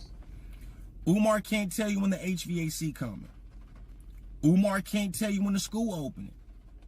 Umar can't tell you how he would pay the utilities in the school. Umar can't tell you how he would pay for the staff. Umar hasn't verified that he's even hired a staff. He can't tell you anything of note about this school, but he does have the time to comment on who a high schooler should take to prom. This is just another indicator that Umar, although he's a great orator, although he's very entertaining, he's not somebody we should take seriously. Seriously, man, like if y'all care, if anybody cares about who Bronny James is taking to prom, that's how you know you do not have enough love in your life. You don't have enough hobbies, right? Like Ketanji Jackson got on the Supreme Court. She has a white husband. No, we don't care. Black men don't care. The only people who care are women that are losing and people that are losing. So Dr. Umar, where is the school Johnson, has jumped on the Ebony K. Williams bandwagon. And I'm like, but where's the school? We've been waiting for the school for like 3 years. Like, where's the school? You got time to be talking about Ebony K. Williams and her right to not want to date a bus driver, and we still waiting for the school? Like, I don't understand how you got so much time to be attacking people and fight with people online. And did y'all see that video over there on Tasha K? What that lady said he wanted to taste the Gucci? He told her, you gonna be the one I F when I come down here. Did y'all see? No wonder we ain't got no school. And now you want to attack Ebony K. Williams for her right to choose. Leave black women alone. So, Dr. Umar... Come on, y'all. Make it make sense. Make it make sense. It's not looking good. And as the people came out exposing them more and more, he's been getting some interesting donations in the mail, y'all. Somebody done sent him some instant grits as a donation. Someone sent him a fake check. This is for Dr. Umar Infant Tuesday. They said a lot of money, fake check for fake school. Ha ha ha. Oh man, somebody sent him some elephant poo. Yes, yes, yes, yes. The people are letting him know exactly how they feel about him. He got some elephant shit in the mail, y'all. You cannot make this up. Somebody sent him $1,000 in fake money, fake money for a fake school. I think that's the only way to go, y'all. That's the only way to go. And then last year, the state of Pennsylvania actually sent him a cease and desist letter prohibiting him from doing any fundraising in that state. So, ladies and gentlemen, for all of those fanboys of Umar talking about he said the IRS audited him and the IRS said he's fine. No, GoFundMe kicked him off, deplatformed him. The state of Pennsylvania sent him a cease and desist. And to keep it a buck, people have been suing him as well. I mean, he's had more than one person initiate a lawsuit against him. This one was the funniest. This person came for him and all of his aliases. It says Umar Johnson, also known as Jermaine Shoemake / Shoemaker, also known as Lil Jermaine Shoemake, also known as Umar Abdullah Johnson, Umar Ifatunde, the most requested scholar in the country / world, King Kong of consciousness, the notorious RBG, the Prince of Pan-Africanism, Dr. Papa, Big Papa, Dr. Johnson, Dr. Umar, and the founder and principal of the Fredrick Douglas and Marcus Garvey Academy. God damn it, they sued him under every name and alias that he is known to have. Oh my gosh. And this lawsuit was very interesting because it goes through the bando that he purchased. It goes through him lying and grifting for donations, but it also says that he is in the same league as some other scammers within the community. Look, the lawsuit even lists Brother Polite. The lawsuit lists Vincent Green, who was doing some pension scams. The lawsuit lists Jay Morrison. So they're putting them in the same league as all of these other community grifters and scammers. And y'all really still out here riding for Umar. Okay. All right. And you know what was so funny? Some woman even had the audacity to leave a comment on the stream before it was live. She left a comment on my live stream and said some dumbass shit, y'all. Look at what this woman said. She said, Brother Umar Johnson opened the 13M Black Independent Fredrick Douglas, Frederick Marcus Garvey Academy in 2021. Y'all, oh my God. Oh my God, oh my God, oh my God. Do you know how ignorant this woman is? Do you know how ignorant she is? You know what she's referring to that he opened in 2021? Raised millions of dollars, mind you. Millions of dollars raised. This is what he's done other than purchase a bando. He has a website. He has a website for some online academy, y'all. Check out the website for his online academy that he's really just using as a click funnel to get more donations. But he says online tutoring's now available. Why you buy a building for if you was just going to do an online scamming at school? What is going on here? And guess what? The only lessons that he teaches on his online school is 2 lessons. We got a less than 2-minute lesson on how to say hello in Swahili is lesson 1. And lesson 2 is how to say numbers in Swahili, a 55-second clip. This is his school he has built. This is his academy. He built another website to try to keep the scam going. Pay now, donate now. 2 lessons. We're going to teach you how to say hello in Swahili, and we're going to teach you how to say some numbers in Swahili. That's the only thing he's going to teach us, y'all. Make it make sense. This is so, so sad. But the hypocrisy continues because if we get on to the next segment now, we have to speak about the hypocrisy because this man screams from the mountaintops that black men should not date or marry white women or any woman of any other race, and interracial dating is so bad and blase, blase, blase, blase, right? If I walk in and you say he's pro-black, because this is what people say when they see me, it'll be 1,000 blacks.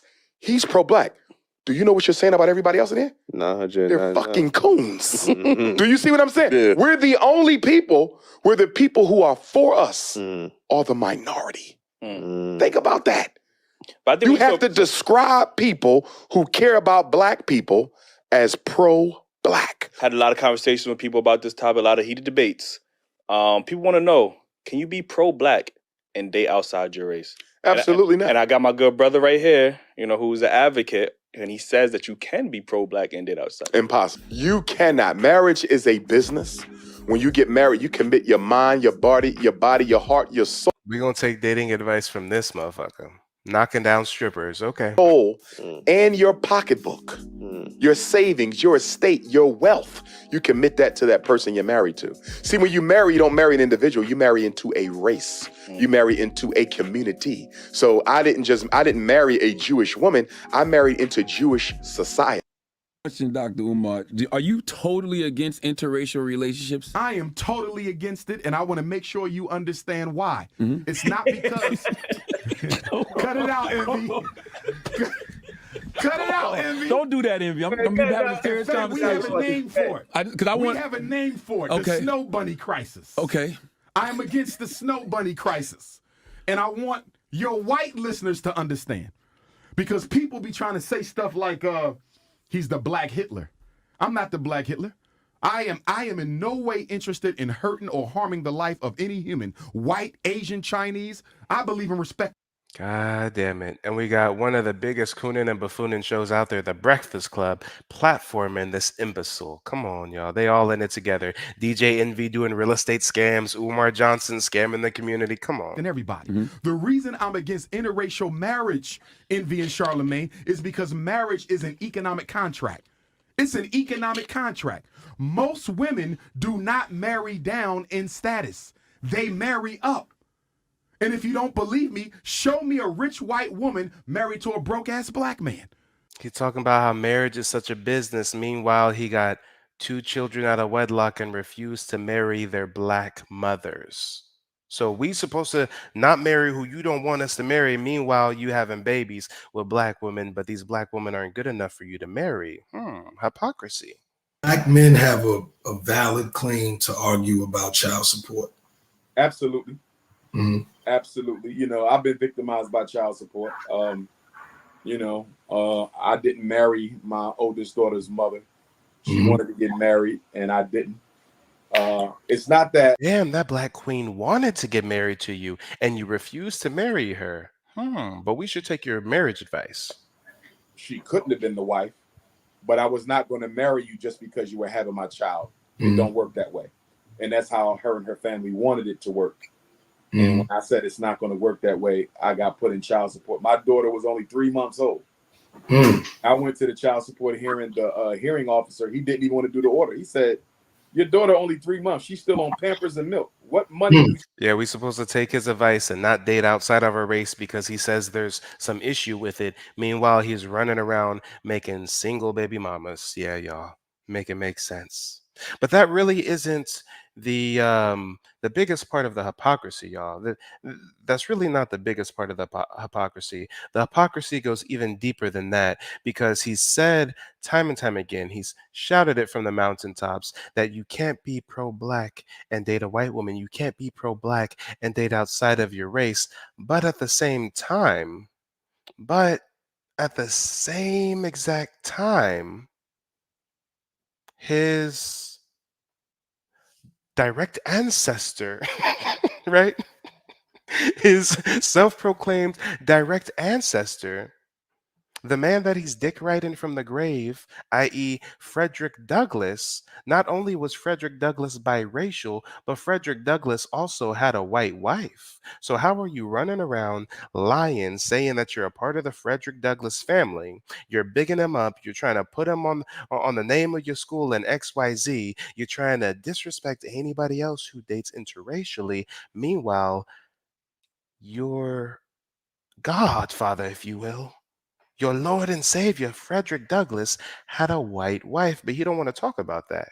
He don't want to talk about that for some strange reason. He wants to condemn and cast stones and cast judgment on everybody else for being with whoever they choose to be with.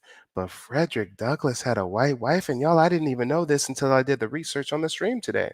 I didn't even know Fredrick Douglass was biracial until I did the research on the stream today, y'all. This is as new to you as it is to me. Put a 1 in the chat if you're just learning for the first time that Fredrick Douglass had a white wife.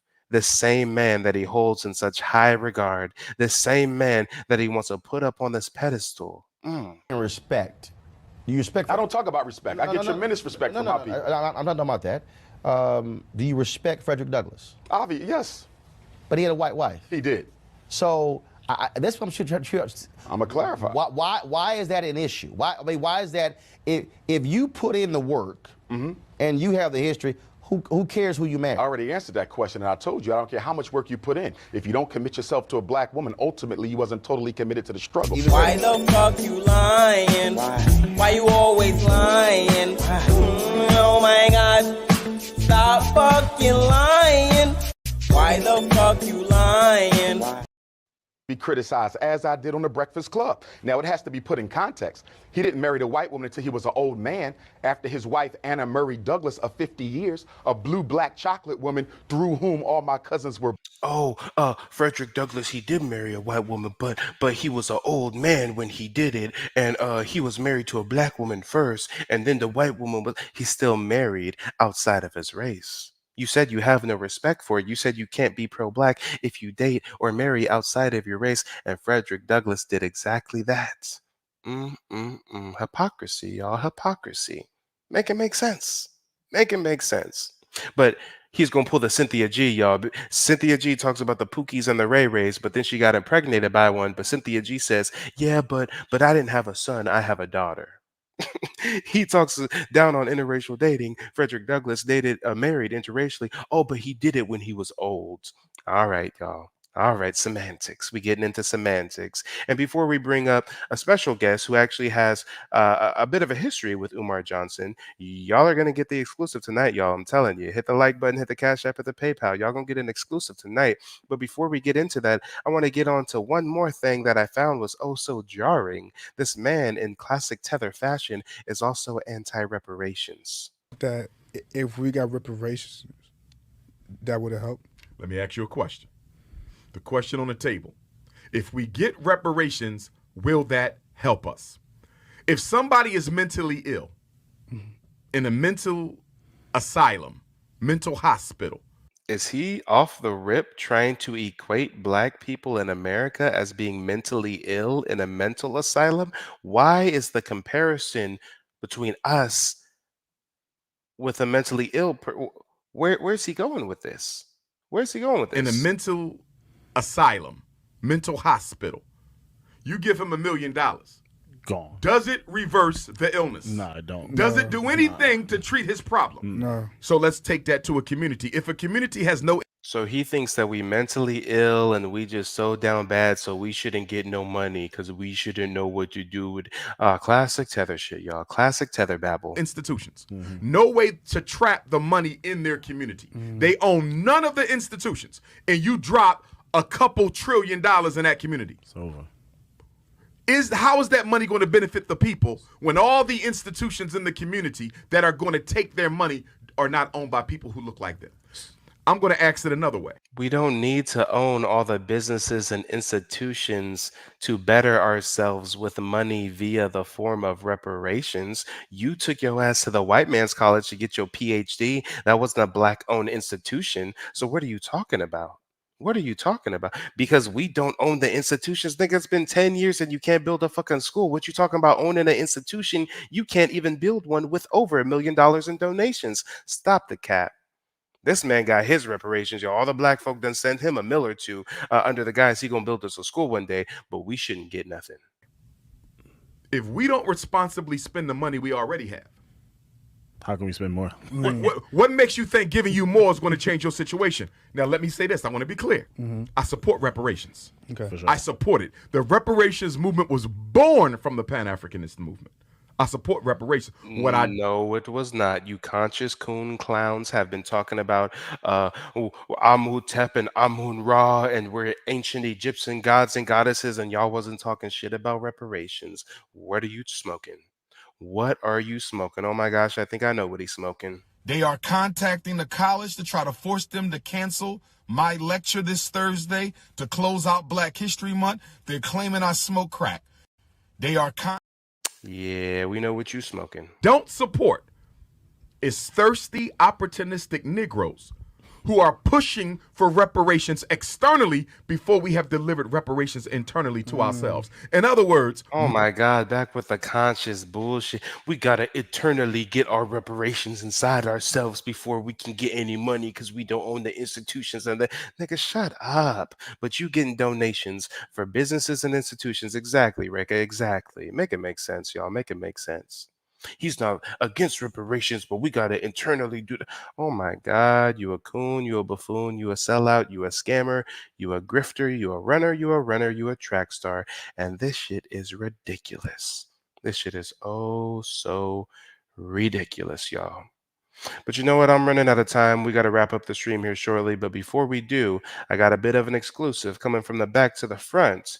We've got Angelica in the building. How you doing? Hey, Mike, can you hear me okay? Yep, loud and clear. That's great. How are you doing this evening? Great Oh, I'm doing stream. well. Thank you. Thank you. It's a little behind schedule, but we here. Nah, it's all good. Life happens. But yeah, so, I'm here as promised. I know the folks probably want to hear some things, so I'm ready. Hold on a minute. I was on mute there. Well, I know we talked behind the scenes a little bit. Not only are you in like the same general area as Umar, but you've visited the school and you've also actually spoke to Umar Johnson. So, yeah, you can start wherever you want, but let the people know how you feel about him. Yeah, so I guess to give like a really quick backstory, like maybe about 9 or 10 years ago, I was like pro Umar, what he was doing. Um, as time went on and, issues started to come about because again, like I was saying in the chat, I live in Delaware, right? So a lot of the things that have been happening and taking place have been conversations with people that are adjacent to Umar by business, by proxy, or, because he has this habit of like hobnobbing with certain business owners. And, generally as Black business owners, we generally all talk, we're all part of the same social circles. But long story short, I think, okay, so I'll go to like the most recent event. So we're in 2023. So 2021, I went to one of those picnics, right? That he had, those FDMG, community picnics, Was this come. like his block party type thing that was Yeah. hosted at the Bando? Right. Yeah. Okay. So let me kind of give context and say that, before I moved to the town that I live in now, which is still in Delaware, I lived in Wilmington. I live probably like less than a 7-minute drive away from this school, which ironically, because of my younger sister, puts us in that feeder pattern. So back then, my younger sister went to that school when it was open, right? Oftentimes, I had to go and pick her up, all the things like, as a sibling.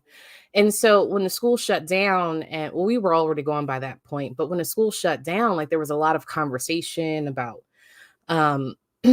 what was going on and was it going to be open? But there's a lot of schools here in the state of Delaware that are just abandoned, whether they're Catholic schools, private schools, charter schools. It's just a thing, especially in the city of Wilmington.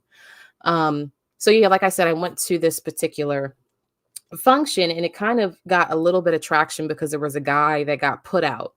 And there was also a woman there she was parading around with a bow and arrow. And I think one of the camera guys that was trying to do kind of like some photography for promos or something, I don't know if she thought that it was like agents because there were no police there, right? Like there were security. Wait, she was running around with like a actual bow and arrow, like ready to draw on somebody? Yes, she was like walking around with like a wooden bow and like I can't remember what the arrow looked like. And I remember I walked up to her and I was like, do you know archery? Like my son is into archery. And I'm thinking like she's like because let me I'm just looking keep for it again. agents. It was, but it was a group of them and they were like, older women, right?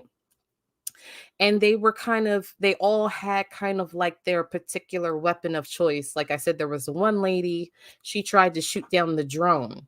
Now, mind you, this is the same, I guess. You telling me this man had a knockoff Dora Milaje off of Black Panther. It was the wildest thing. Like never, like there were so many things that were wrong with that particular event. Like, there was no kind of like when you got there.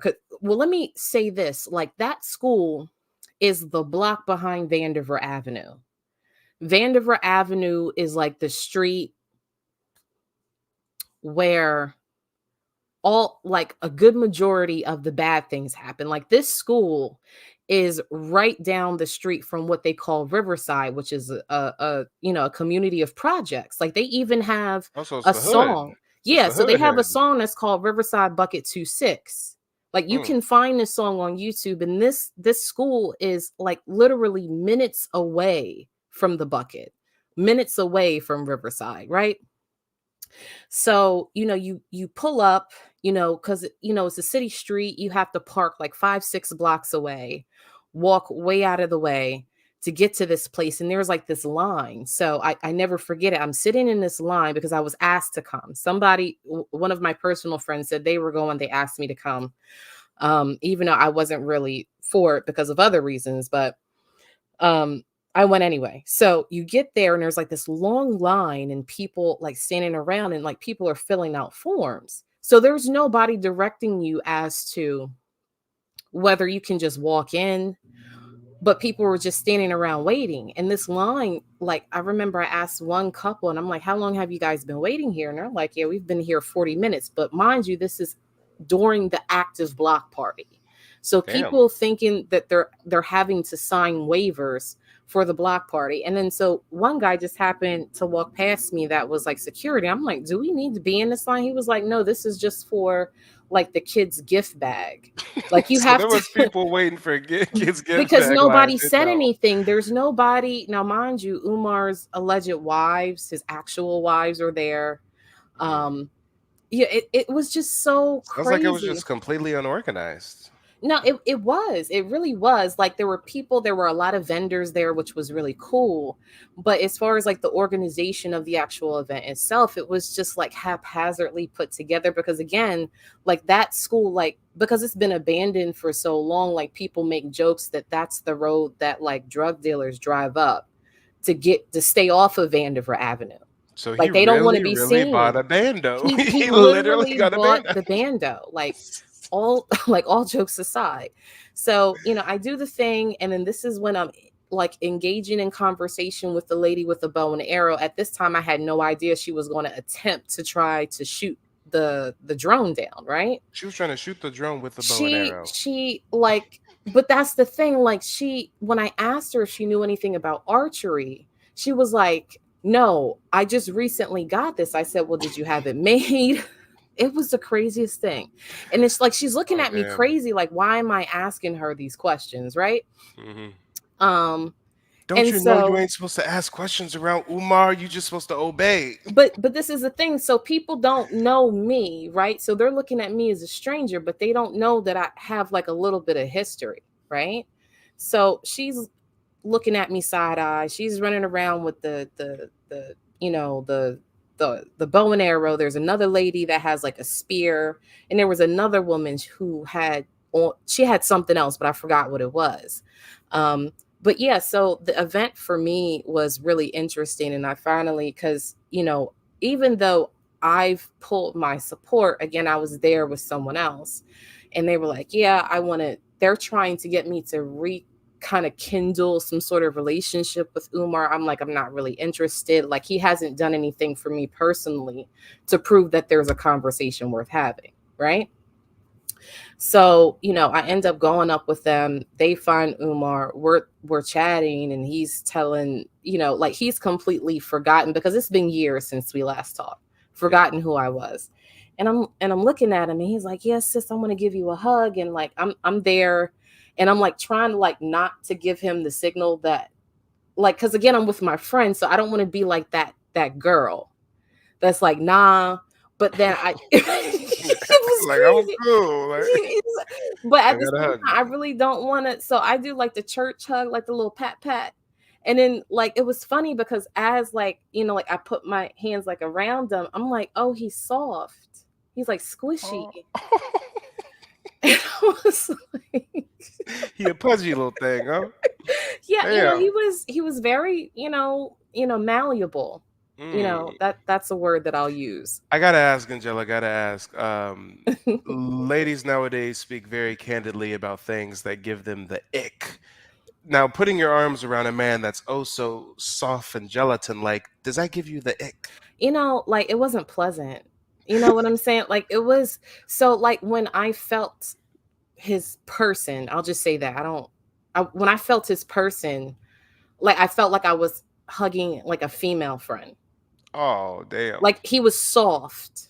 You know what I'm Damn. saying? Like, when guys talk about like when women are soft, you know what I'm saying? Like they got a soft body. Like Mhm. that's what I felt. Like I felt like I was hugging one of my girlfriends. Like it wasn't really like I couldn't feel muscle. It didn't really feel manly to me. That's just me personally. And again, his girlfriends may find that attractive. That's not my particular cup of tea, but it is Yeah. what it is.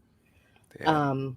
Well, real quick, I'm running out of time, but I really want you to touch on the initial conversation that you had with Umar Johnson over the phone, because I was surprised when you said that you actually conversated with him, and Yeah, I ain't never got Umar on the phone. If I did, I'd probably say some things he wouldn't like to hear. But well, how did that go for you? yeah, so this was when I didn't know any better, right? So, that's my disclaimer. I didn't know any better back then. This is when I was still pro Umar.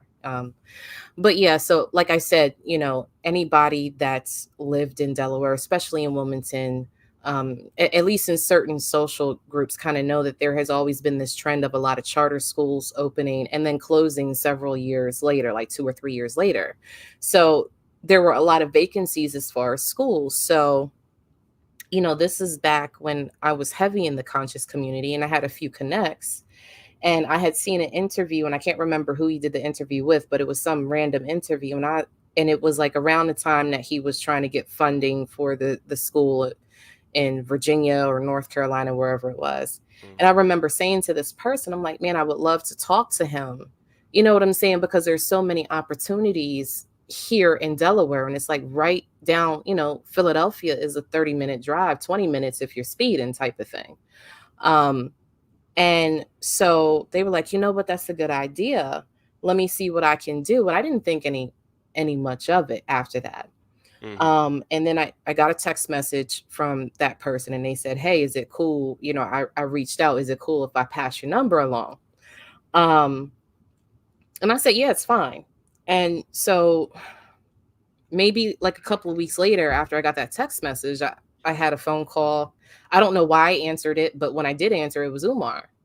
And so, he's telling me that, so-and-so had told him to, reach out to me because I had some really good information about, properties and whatnot as far as schools. Because initially he thought that I was talking about funding. And I'm like, no, it's not about funding. What I want to tell you about is like pointing you in a different direction as far. So essentially what I'm doing is I'm on the phone selling him abandoned schools in Delaware. Like, even though I don't own anything, And but I'm flash telling, forward, he buys abandoned right. school in Delaware. So, Okay.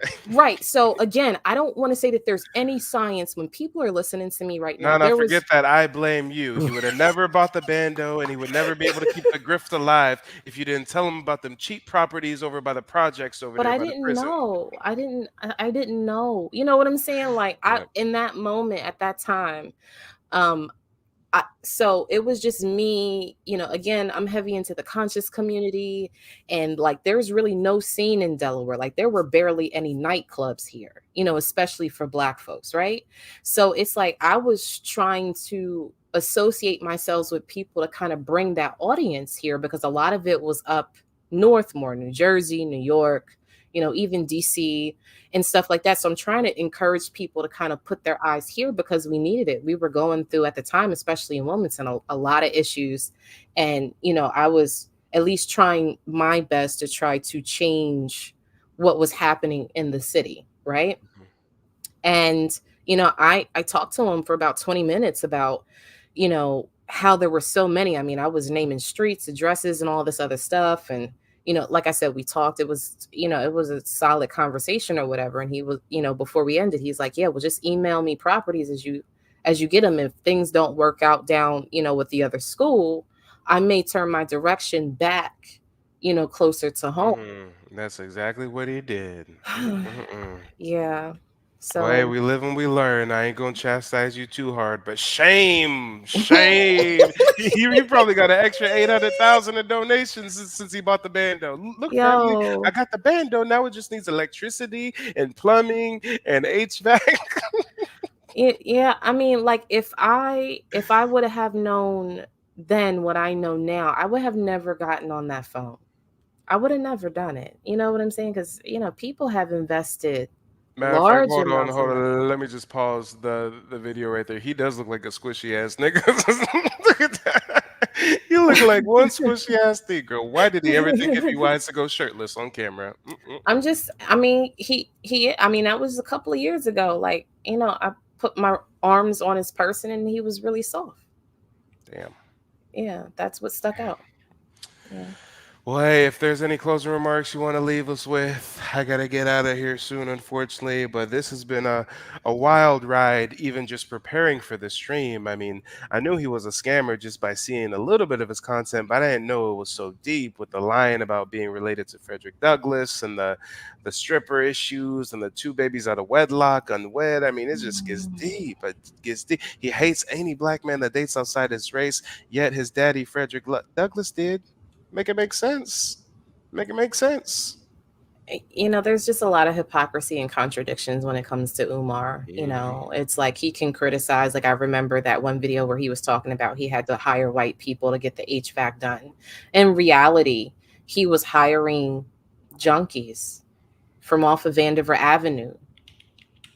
Damn, That's not really the what it. junkies. Yeah, I mean, that's what the people were saying. He wasn't actually calling an HVAC company to do it. That wasn't up until, like certain individuals on YouTube were giving him a lot of smoke. But then when he started, like he was reaching out to the wrong people to do these projects. Like, you can't go and, like, the guy who's worked on the air conditioner for every grandma on Market Street and then ask him to put HVAC. Like, he doesn't have the equipment, he doesn't have the skill set because he's just working on small in-house Damn. I mean, like, I Damn. don't know. So, like, even hearing that, like, that kind of like inconsistency about narrative, I mean, like, to be pro-black and then criticizing black people for not doing the work the right way, and then saying, oh yeah, I had to hire white people to do it and they got it done like in a day. But then when people around town are talking about who you actually hired, it's I mean, not literally, I'm just kind of putting color on this, but it's Yeah. like the dude named Jukebox from down the street. Hey, no, but let him tell it. The reason the school ain't open is because of lack of integrity in the contractors, i.e., the crackheads, and he has jealousy. He has a lot of jealousy he deals with. That's why he can't build the school. I mean, he blames it on everything. Like, literally, people, and I'll just say this, and I'll drop down. But literally, there was a school open that my son went to right down the street called Prestige Academy. Again, another school, great. It was an all boys school. They showed up in, like, purple uniforms, ties. They had to tie their tie every morning and things like that. And this was a brother that had, a degree in education and opened up an all boys school. And my son went there for 2 years. Like, was it the best experience for my son? No. But even with that, because people were so highly critical of, random black guy from we don't know where opening up the school, that, students started leaving. There was a lot of, they needed a lot of support. They didn't get it. And this guy can come in and he can swoop in from really out of nowhere and offer, especially people from Delaware, really nothing. Because when, he talks, he speaks to people all over the country, but you never hear about what he's doing boots on the ground. Yep. There's never that conversation because really they think he's a joke. I mean, imagine the guy that owns the building on the back alley street. Always, every time you see him, he got the phone in his face and he's hollering, repeating everything 3 fucking times. Like, he comes off as like non-credible here to the people. But because, Delaware is small, nobody really pays attention to that. So, I mean, that's really it. That's all I have to share. But thank you for Man. picking me up. Well, thanks for coming and speaking your piece. I mean, hey, it's a small world. I would have never knew that, I'd be associated with someone who had a direct line on influencing the boy Jermaine on Guinness Bando. I mean, that's wild. That's Yeah, wild. I don't know if I want to take that jacket, but I mean, story is a story, so. But Hey, yeah, I'll talk to you later. Thanks for having all me right. up. Till next time. Thanks for All right. joining. Peace. Peace. Man, oh man. Well, ladies and gentlemen, we got to wrap up the stream. If you haven't hit the like button already, make sure to do so. Hit the Cash App or PayPal if you feel so inclined. And speaking of which, Juju, thank you so much for the contribution. I appreciate you. I didn't forget you, Juju. I didn't forget you. Thank you for your contribution to the platform.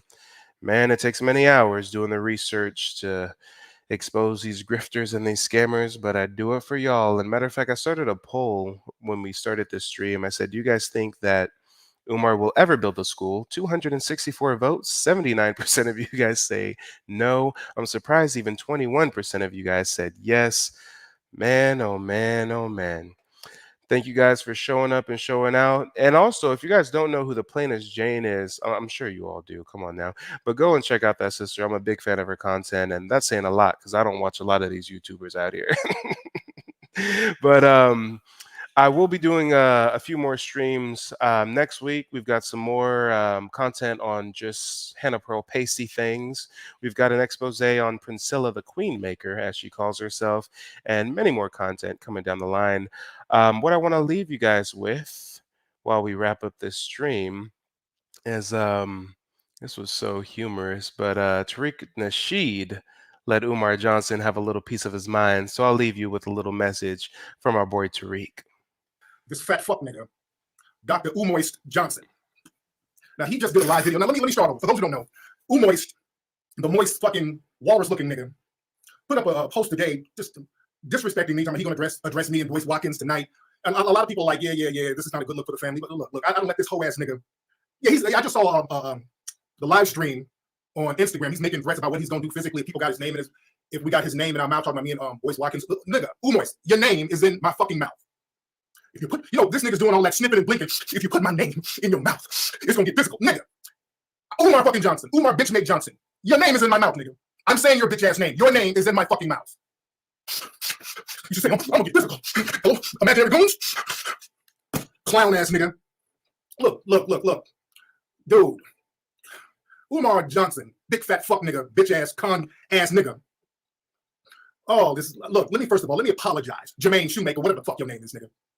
Yeah, he's gonna call the Phantom Goons. He's gonna call the Phantom fucking Goons. This fat fuck boy has been taking shots at me for a long time. As you have noticed this, Umar has taken shots at me for a long time. I've done nothing but help this nigga. I helped this nigga by putting him in my movie. Do you know this nigga just did a live stream talking about I owe him a favor because of him he made Hidden Colors pop off. This nigga's on live stream talking about, Tariq should have had my back. Sniffing and blinking. Tariq should have had my back because I did him a favor with Hidden Colors. I made Hidden Colors pop off. Fuck.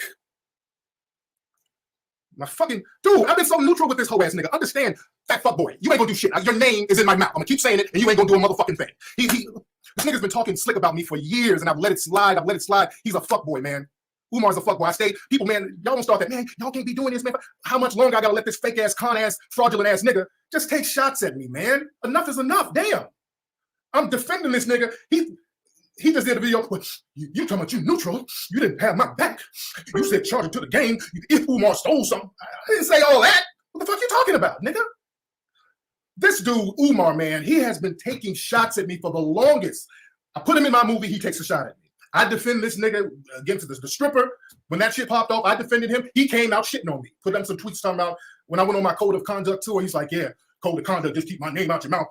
The fuck it. Then he deleted the tweet. He'd been doing little shit like that for a minute, man. I let it slide because I'm like, if I go in on this nigga, that's gonna look bad for the movement, what we trying to do. I don't want it to be all crazy, but he's going beyond subliminals. Umar has gone beyond subliminals. He's been taking shots at me for years. I've let them slide. Family, I would like for you to find any public comment that I made dissing Umar. Hold on, somebody said this is Umar sneak dissing me last year. I mean, people send them shits all the time. Hold on. If I wasn't the most requested scholar in the world, if I wasn't the most popular voice on the circuit, they wouldn't care where I got my doctorate from. It would be irrelevant. It only matters because they wish that they were in my spot. So I'll tell them, like I tell you, if you want the top spot, come and get it. Okay? That's a nigga on the narcotic. I'm in the top spot. I'm the best. This nigga is sitting in struggle hotels talking about how great he is. Fuck that, nigga. I'm the best. I'm the top scholar. I'm the most requested. I'm in the Motel 6 and I'm the top. I'm on the top. That shit is corny. You sound like a fucking idiot, dude. And you've been sounding like a motherfucking idiot. That's why people back up off your ass. I ain't diss you. I'm like, I ain't co-signing this nigga shit. So I just stay out of your bullshit. I let you self-destruct, fuck nigga. Talking that stupid shit you've been talking for years. But this bitch nigga has been taking little shots. I remember he did one lecture. I think it was down in Miami. He was like, yeah, I know Tariq. Tariq is going to give some money to the Marcus Garvey, Fredrick Douglas school. As much money I done made him. And then he just got on the live stream talking about he done made Hidden Colors hot. That's that shit. Severe Bay was talking that. Them niggas from North Philly, is that like a North Philly thing? And I love Philly. I got a lot of love for Philly. And Philly done ran that nigga about it. I heard niggas in Philly on the streets don't fuck with that nigga. Niggas in the street. Now, I donated money to this non-existent fucking school. I donated some money to the school. I've been trying to help this motherfucker for years, and he didn't act like he did us a favor. He's acting like he did me a favor. I made your movie hot. I made the Hidden Color series hot. Bitch nigga, Umar, you've been in a whole bunch of fucking documentaries. None of them have popped off, fuck nigga. Are you listening, fat fuck ass nigga? None of them have popped off except mine. What are you talking about, nigga? You've been in a bunch of fucking films and nobody never heard of them except mine. How you help me? You done a bunch of shit that don't pop off. How have you helped me? I got 2 movies now that's on the #1 spot. You ain't in them. How you help me? Fuck is you talking about? Is this nigga on the narcotic? You sound like a fat hoe. Your name is in my mouth. What you gonna do? Fuck all that. We can get in the boxing ring. We gonna fight. Stop tweeting and come fight. Stop all the Twitter banging, nigga, and come see me. What the fuck you talking about, nigga? I'm with the shits. Get off the internet and come see me. You know where I am, hoe ass nigga. I'm not nowhere that's I'm not like you. I'm not in little random Motel 6s and shit like that, sucking my own dick, talking about how I'm the best. Ain't nobody better than me. I'm Papa. Nigga running around talking about he Papa. Get the fuck out of here, corny nigga. You sound like a motherfucking idiot, nigga. You can come see me. I'm at my office every day in Chatsworth. I'm not that hard to find. If you want to come see me, bitch nigga, you come see me and get off the fucking internet. We can do this. I'm the best. I'll get you. Get me, nigga.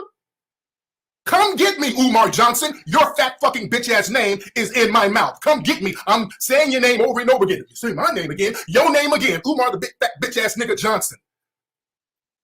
Now, people are like, man, he's having a breakdown. He's going through some things. Stall him out, Tariq. Fuck him. He's been going through a breakdown for a couple of years. Umar, look, listen to me, family. Listen. Excuse me, it's hot in here. Hold on. Yeah. I got my heater on. This heater is right on my throat. But this nigga is trying to present himself like some kind of conscious Suge Knight. Nigga, I'm so with the shit, you ain't gonna do a motherfucking thing. Umar, I'm not Seti. I'm not Brother Polite. No disrespect to him or Seti. I'm not Boyce. I'm not these dudes, and I'm not saying anything negative about them. But nigga, that rah-rah shit don't work on me. You gotta come see me. If you with the shits, be with the shits and stop all that gangster talk on the internet. Nigga, Umar, I'm gonna tell you, if you ever step to me, nigga, I will tie your motherfucking beard into Bantu knots and make you my bitch. Like I said, nigga, I'll snatch your fucking dashiki off and I'll slap your titties, nigga. I'll put some Nefertiti nipple rings on your bitch ass. You ain't gonna do shit, my nigga. If you gonna do it, do it. Get the fuck off the internet and you do that shit, my nigga. Fuck you think you talking to? If you say my name, it's gonna be consequences. Well, motherfucker, let's get the consequences popping and stop tweeting, bitch ass. Let's get the consequences popping. You ain't gonna do shit. You flabby and sick, and I'll slap your motherfucking kufi off, nigga. Fake ass, bitch ass nigga. Nigga, you been eating off me for fucking, what, 5 years? When did I put the first Hidden Colors out? You know what the problem is with this nigga? This is the problem with this bitch ass nigga Umar. This is why he been taking little shots. Because see, Umar, in every group of people, in every group, and we're talking about the Hidden Colors group, in every group, there's always a David Ruffin. In every group, there's always the Bobby Brown. In every group, there's always the Eddie Kane Jr. It's always that one nigga who think the shit is really all about him. Is that one insecure ass nigga wounded, emotionally unstable nigga. You give them a little shine. You give them a little shine, and they don't know how to take any kind of notoriety or any kind of praise. So what happens, they get on some ego shit and don't know how to handle it. And when people give them compliments and praises, they take that shit to another level and start riding their own dick. That nigga's the David Ruffin of the Hidden Colors series. Nigga, it's Umar Johnson and the Hidden Colors. Shit, it's David Ruffin and the Temptations. No, man, look, this nigga's on some fuckboy shit. He's a fat fuckboy. Your name is in my mouth, Umar. Do something. Your name is in my mouth, fat fuckboy. Jerome, what's his name? Jermaine, whatever the fuck his name is. Do something. Don't make threats, Umar. Don't make threats to me. I want you to do what you're going to do. Don't make threats to me, my nigga. Don't sit on the internet with your little hat on and the ball on top and you talking to imaginary goons. Nigga, get up off the internet and come do something, nigga. I'm in the same spot. My office out here in Chatsworth. I'm there every day, nigga. I'm not hard to find. Do something, fat nigga. Do something. Do something. I don't play with niggas like you. You ain't about that fucking life, my nigga. You ain't about that life. All that tough gangster rah-rah talk. You ain't about that. You and I know that you're a big fuck nigga. You and I know you try to talk all that gangster shit behind your little moist hotep beard to try to look tough, but we know you a big soft cupcake marshmallow ass nigga. We can tell that by the shit you were talking with that stripper when she got up on your ass and exposed your simping ass, you big fat simping cupcaking nigga on a text message sounding like a 15-year-old bitch nigga. The stripper running game on your dumb ass. See, that right then, I knew wasn't no school gonna be built when I saw the way that nigga was cupcaking with that stripper. I wanna smash your cookies. That nigga tweeted that broad, I wanna smash your cookies. Just real corny, dumb nigga shit. I wanna see you, I got to see that booty. I got to see that booty. When I was reading that nigga's text messages to that stripper, I'm like, shit. Nigga. I said, this nigga ain't got no fucking game. I said, this nigga ain't about to be on no fucking school. This nigga ain't really used to no real pussy. The way that nigga was cupcaking in those stripper tweets, then I knew wasn't no school. And that nigga's been making bullshit excuses about that school ever since. I'm not shocked. That nigga's been lying about that school. And then it came to the realization, Umar ain't planning on no school. He never was. And this is a harsh reality, family, because understand this. Let me say this. Umar's two things. And this is the dilemma that a lot of people have. Umar, number one, very good speaker. Great speaker. On the other hand, he's a fraudulent bitch-ass fuckboy. That's the dilemma that a lot of people are dealing with. That nigga's both. He's a great speaker and a fraudulent, con-ass, insecure, fat fuckboy. You understand? So a lot of people, they know, and let's be real, at this point, you guys understand, even fans of his, you know that this nigga's a fucking con artist at this point. You know good and fucking well this nigga ain't about to build no school. That's why I ain't about to be out here lying for this nigga. There is no school. There is no school, and there never was. This nigga is a traveling preacher. I'm the biggest star. I'm the most requested scholar on the planet. Nigga, they request us all over the place, but I don't just take any fucking lecture because I run businesses. That's not my only source of income. And other people ain't bragging about going on lectures. We've been going on lectures for years. People in the Cabo, just so many people. They've been doing lectures for the longest. That ain't shit. That ain't nothing. I turned down 80% of the lectures that's offered me. I run businesses. I got other sources of income. Umar, you a traveling fucking preacher. That's your only source of income, going around the country scamming motherfuckers. That's your only source of income, nigga. That's why you were broadcasting from hotels all the time. Not like you're doing something fly, nigga. That's your only source of income. You're a traveling minister, and all you're doing is just telling people about the building fund that never gets built. They do that at churches all the time. A lot of churches got the building fund, and the building never gets built. And let me say this, because I'm not going to go back and forth. You know, I'm going to want to hit a quitter. You dig? I ain't going to go back and forth. This is going to be really my last time really talking about this fat, fraudulent fuck nigga. I can say what I got to say one time. Ain't no school happening. It don't take 3 years to get a fucking school, and you got damn near $500,000 fucking dollars. It don't take that long to get a school. There's a million things you could have done to get a school. This nigga's been coming up with every excuse on the planet. Well, my bank... What happened? The cracker's trying to get in my bank, and they're trying to put liens on me because that's what the crackers do. They trying to see what I'm doing for the boys. Ain't no school, man. Somebody said he's calling Ola out. Fuck Umar. He's a big fat bitch lying ass nigga. Ain't no school, family. Y'all just come, and deep down y'all know that, but y'all like, okay, we've been supporting him all this long, so let's just keep on because he talks good. He talks good. Ain't no school. Ain't no school, family. And you could look at some of the lies this nigga's been saying about the school. Well, I almost had $1 million from an athlete, but the stripper thing messed it up. So it was that maggot bitch that messed it up for everybody. Because I almost got $1 million. When he's saying shit like that, I'm like, oh God, fuck. Man, I'm like, dude, I'm like, man, Umar's a fraud. I'm sorry, family. And let me say this, Black society, I want to say this from the bottom of my heart. I apologize. I legitimized Umar Johnson. This is why the shit comes back on me. This is why I've been trying to stay out of it, but the shit is coming back on me. The shit keeps coming back on me because they know that I legitimized Umar Johnson. Nobody knew who the fuck Umar Johnson was before he was in my movie, and he knows that. Nobody knew who the fuck he was. My friend Rita, shout out to Rita G. Rita sent me a link of this nigga. He was on a public access show. Some random show, with like 5 or 6 people watch at 3 o'clock in the morning. And I said, oh, my man is talking real good shit. Let me get him in the movie along with some of these other people. And the fact that not only is he disrespecting me to say, I made your movie hot, you're disrespecting Brother Kaba, Dr. Francis Cress Welsing, motherfucker. You can't hold a candle to people like Dr. Welsing and these other folks. It ain't about you. Like these people ain't shit and you just that nigga. Fuck you, nigga. Fuck you, Umar. You fat bitch-ass Missy Elliott shaped nigga. You disrespect Bill Valentine and all these other great people who was in the fucking movie. Dr. Welsing, all these people, you disrespecting all of them. I'm the best. Big Papa's coming to Dallas. Big Papa's coming.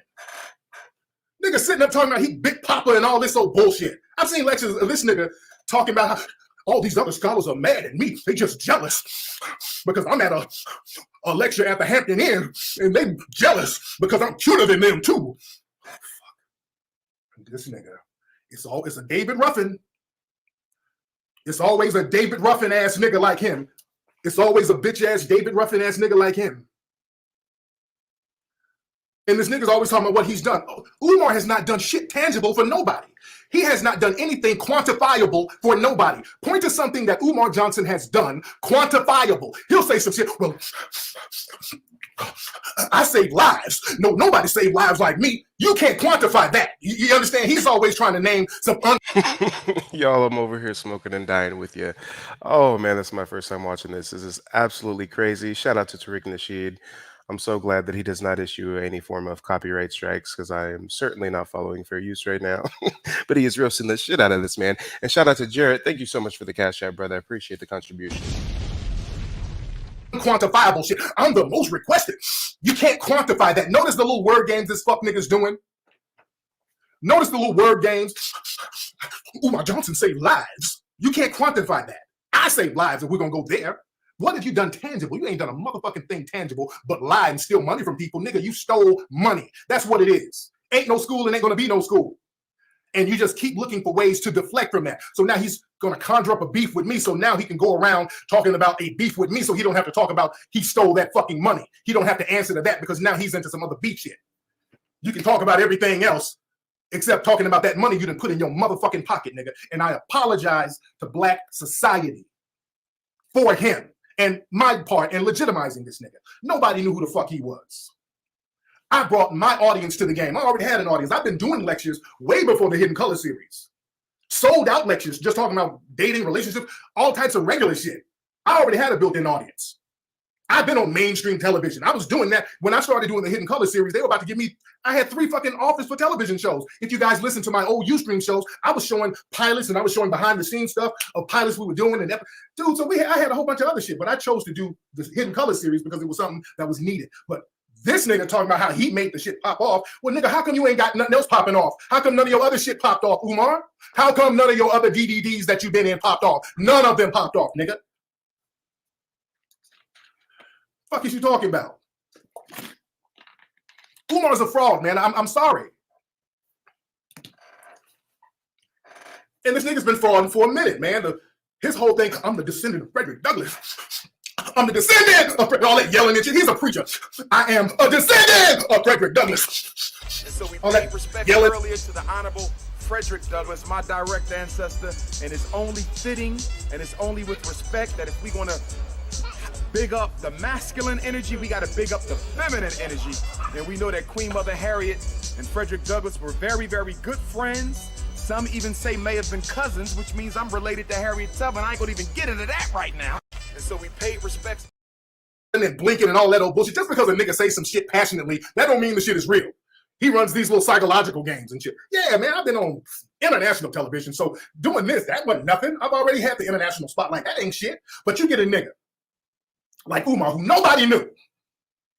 And then you put this nigga on a big screen all around the world, and people will start telling you, hey, man, you were great, man. You were the shit. You were the shit, Umar, man. You great. Then all of a sudden, you're sitting in a damn hotel room. I am great. I am. You know what? Not only am I great, I'm the best. I'm great, and I'm the best, and I'm better than everybody. I am the greatest.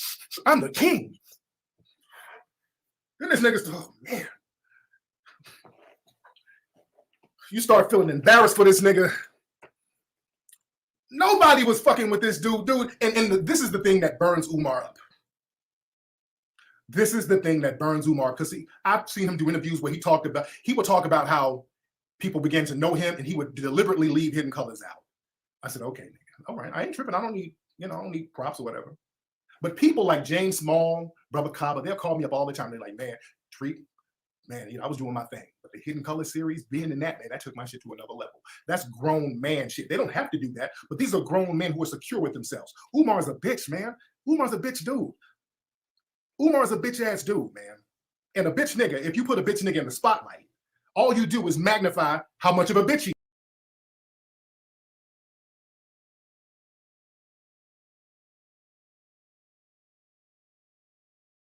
Don't say another word about what you're going to do. Nigga, just do it.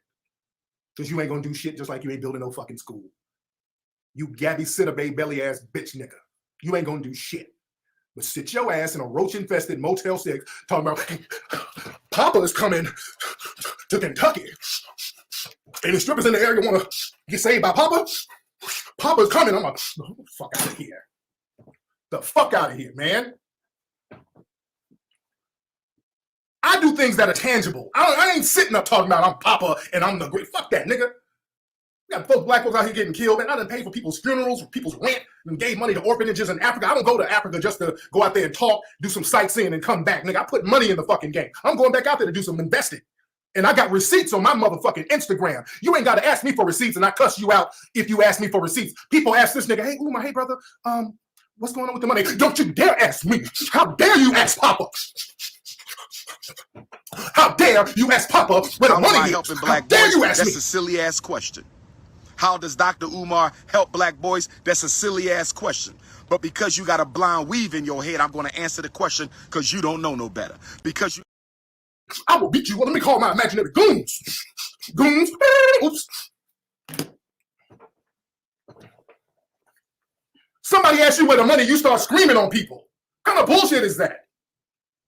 The fuck is wrong with you, nigga? Are you on narcotics? This nigga sounding like he on drugs right now. Straight up and down, this bitch nigga act like he on fucking drugs right now, my dude. They are contacting the college to try to force them to cancel my lecture this Thursday to close out Black History Month. They're claiming I smoke crack. They are He sounds insane. People are like asking legitimate questions, brother.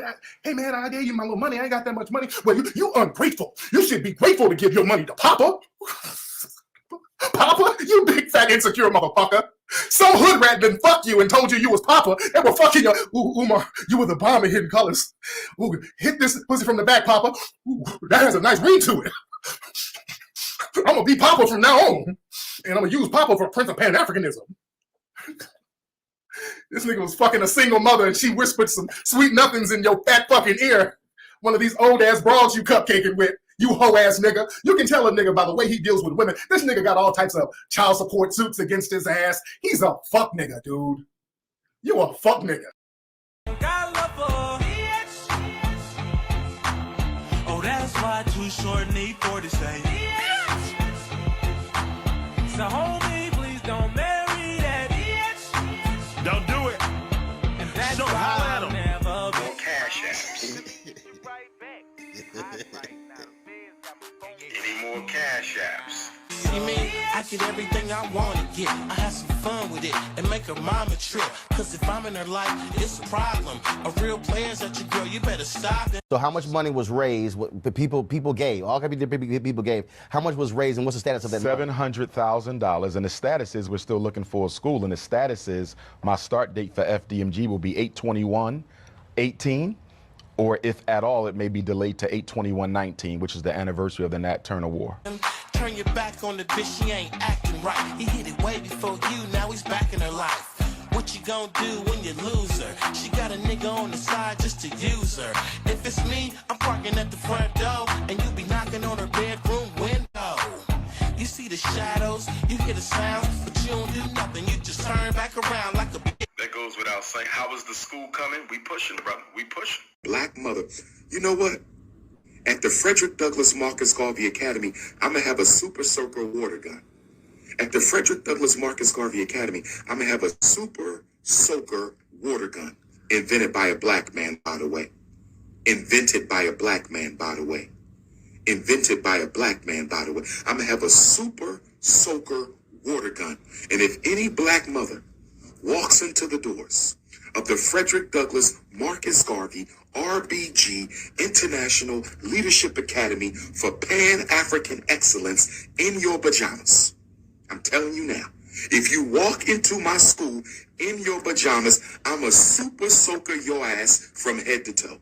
And I'm going to make sure I mess your hair up, your weave in the process. I'm telling you now.